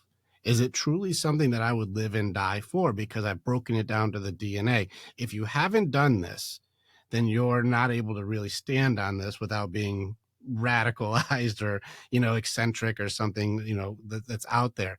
Do you want to know a good way people would know whether they are or are not bullshit? If you don't like having questions asked about it, you're in that category. If you can't answer with authenticity, you're in this bullshit category. Excuses, the best lies are 95% true. And so if anybody ever challenges your belief systems and you get triggered, it's because there's bullshit there. If you're able to I go like, agree. no, I think that I really can explain it. I'll tell you exactly why I believe what I believe with no hesitation. You may be able to say, I I can be truthful with you. I think that anybody that opens themselves up to question and like change, like even the things I'm saying in today, right? They may change in 20 years. They very much may change. There may be new evidence that comes up, and then you have to be very open to understanding it. And I think that's hard for people to do, because people can be very egotistical about what they say. There's many times in life in general that I've been wrong about things, and I'm like, okay, yeah, there's new information here. There's new information that is actually like proving me wrong. And it's good to grab onto that, because partly it's like, if I grab this new information and I'm now on the side of correct, then I'm more refined and I'm more correct, which is a good thing. It's a win for me. But yeah, I think a lot of times accountability is very hard to find, especially in today's generation. I think that our future generations are going to have a lot of problems. I really worry about them. And I think that, with the dating market today, it's going to hit a low and it's going to spike back up. It's going to start rebuilding, because the marriage rates for women are very low right now. The men are also struggling to find women here, and they're struggling. Like, suicide rates are higher, violence is higher, and I Yes. don't really know. Like, it's not the solution is go marry girls overseas. It's not even that. It's more so like, once again, we have to come together and we have to stop blaming one another, and we have to be more focused on like, hey, men are the solution, women are the solution. And I think that we have a lot of great things in this country, and a lot of great things in general in the world. I think social media can be very beneficial. I think it'd be amazing. It's a great platform to market on. But at the same time, it can be a double-edged sword. And typically things that are very, very good can be very, very bad. Well, it's if it's a It tool goes or both it's a ways. weapon. Yeah, it's That's like, really what it is. Go ahead. if you look at nuclear weapons kept world peace for a long period of time, even though they're the most destructive things out there. So it goes both ways. Yeah. Well, I do a training on that too, where I'm like, is it a tool or a weapon? These things right here. Is this a tool or is this a weapon? You're like, oh, well, it depends on how you use it. What about a hammer? Is it a tool or is it a weapon? Well, it depends on 100%. how you use it. What about this thing right here? Is this a tool or is this a weapon? What about this thing? What about what we use with the words we say? Are they tools or are they weapons? And this is one of those things. One thing I want to give testament to you as far as accountability and opportunity for authenticity is you're familiar, of course, with Stoicism and Marcus Aurelius. I'm assuming, yes. So Yes. for those of you who don't know, he was a king of Rome at the height of Rome. Like, he was a big deal. He was the last philosopher king. And his ability to do things is still written about. His memoirs are supposed to be burned because that's his journal. He's like, burn this. And then people read it and they're like, possibly one of the greatest books ever written. This is this guy's journal. Now, him being the king of Rome during the height of Rome meant he was the most powerful man on earth at that time. Like, Rome was the superpower. That was the big thing at that time. And during that time, he would take in new information, challenge the information, and then reserve the right to change his mind if the information is more valuable or useful or seems more correct. Now, this has been very helpful for the polarization, the blame, the shame, the judgment, the hate, the you're bad, you're good, you're right, you're wrong. All of this, if we challenge our belief systems, if you adapt the idea and concept of at that point in time, the most powerful man on earth, well, I want to listen to understand. And if it's more useful, I reserve the right to change my mind. And people may argue, well, belief systems aren't that easy to change. Here's a challenge to that sentence. Yes, it is. Do you know why? One new piece of information can completely change your entire belief system.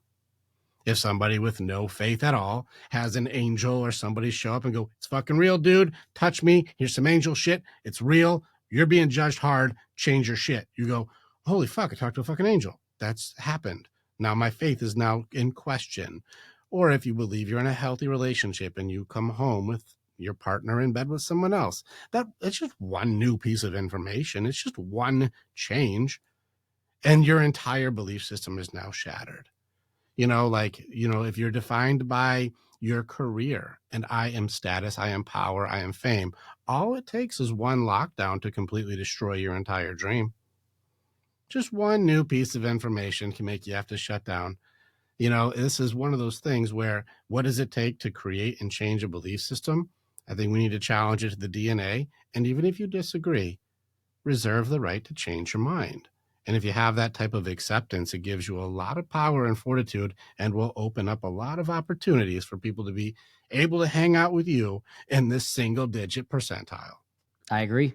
I think that one thing I'll say too is a funny thing to add to that is when I was first making money in my business, I thought I was like the richest man in the world. I thought I was invincible. And then I started making a lot more, like a lot more money. And then I realized how broke I was because I was making so much money. And I realized like some people are making the amount of money I'm making in a year in 1 hour on their yacht, signing a contract and it's done deal. And I felt you open up into a different world of money when you're making a lot. And it's very interesting. Like when I first started making my first, like my second year in the business, I was like at 200K. I was like, I'm balling. But then once you do more, you start to realize there are people that make millions a day, and there are people that make, like a few billion a year, which is insane, which is deca millions really a day. It's insane. And so, one small like viewpoint, one exactly what you said, it can change everything. I think that people should always challenge the way that they think, and that's very hard to do, especially as you get older. It's very easy to do when you're young because your mind is more malleable. You have neuroplasticity really allows you to change in ways, and you're experiencing things for the first time many times.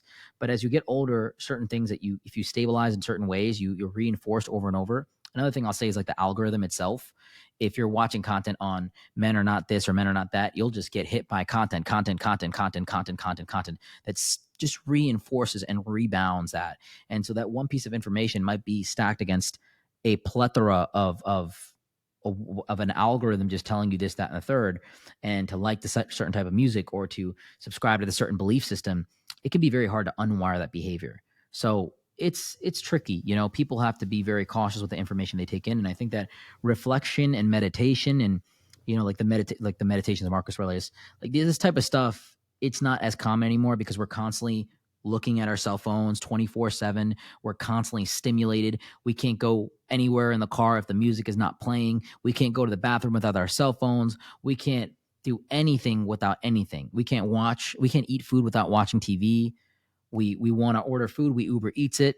We want to go on the website, like it's like not loading. It's like, what the heck? I remember the days where it would take like 5 minutes for a page to load up, and I would be so happy to listen to 13 seconds of a ringtone that I would buy on my phone for $3.99, which was a lot of money back then. Now it's like if I don't get the song right away, it's like this is not working. And it's pornography as well. It's instant social gratification. It's social media. It's instant gratification.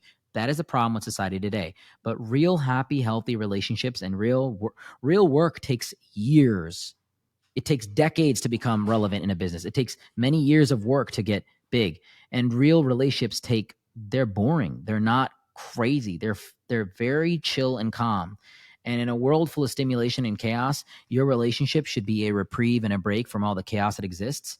And, You're not going to get it right away with work. It's going to take years to build it up. Even in the podcasting space, I say this too with a lot of people, 97% of podcasts don't have a second episode. So it's really amazing that you have 100 episodes, this being the 100th. 97% don't have a second episode. And most people think like, oh, this doesn't get views. Like, oh, I'll give up. And they can't do it, you know? That is what I didn't know that number. Actually, you're going to laugh. I really don't even, this is a hobby that I do for fun. I get to, and it's also been really good for networking. I get to hang out with you today. What a very cool thing, you know, and this space has made it so these opportunities show up, and my friend group and my network has changed dramatically because like there's talent being exchanged right now where this is a very high level conversation. People may not understand in my world and in your world, these are high level conversations that most people will never challenge, will never research, and will never get this far. And so to even listen to two minds like ours talk back and forth, they will not have privy to. They will not understand this. And they'll go, these are two new guys that are both powerful in their industries. I need to learn.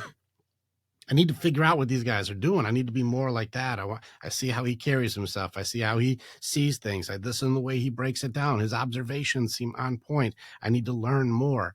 Like, this is a very cool thing that we can do. But I think it's amazing that most people are so caught up in the results, they forget the purpose. They forget that they don't have a target. When you aim at nothing, you'll hit it every time. And they go, I think I should make it so I can just be famous. Good fucking luck. It's not how that goes. You do it because it's what you're doing. You do it because you enjoy doing it. I actually didn't know it was my 100th episode until the girl who posts all my shit is like, hey, we're on 100. And I'm like, and this was Sumi? Let's go. That's awesome. So I'm like, what an excellent celebration that we can have in just passion and just fortitude and in just hard ass work, which this is more of my fun stuff. I go into hell and help people out of depression, addiction, anxiety, and we know how to beat them. And I've fought some of the nastiest fucking demons that you can fight. This is fun stuff. This is just a good time together. And I'm very honored and very privileged to be able to have this time with you, man. Like, it is a high honor. I appreciate this very much. Likewise, man. I appreciate it too. We just rocked 3 hours, brother. How you feel about that? That went by pretty quick. Pretty quick, man. Like a blink of an eye. Pretty amazing. Sumi, we're going to have to do more because I feel like as much as we just dropped, I feel like with how much we've got to share, this is the tip of the iceberg. And so what a very cool way to spend a Friday for me. I very much enjoy this. And it is my pleasure, my privilege to be able to have this time with you. So thank you for being my 100th episode. I appreciate it, man. I appreciate you for having me here. It was a very good conversation. We talked for 3 hours, man. We should definitely do more, and I'd love to be on in future episodes. Cool. Is there anything that you want to share or promote to be able to like help more people, or are you like, you know what, I just want them to take this and soak it in and do better? Is there anything you want to guide people towards? The easiest way, if anybody wants to look at my content, or I don't really have any books or anything right now to promote or anything like that, people are more than welcome to message me on my Instagram. You know, they can book with me there. There's a link in my bio, but my Instagram is just Sumi Basani, SUMEDHBASANI. And you can just message me there. Our TikTok, our Spotify, our Apple, our YouTube Thoughtcast official. You can find us there and look at all of our content. Awesome. Thanks a lot, brother. I appreciate you. For sure.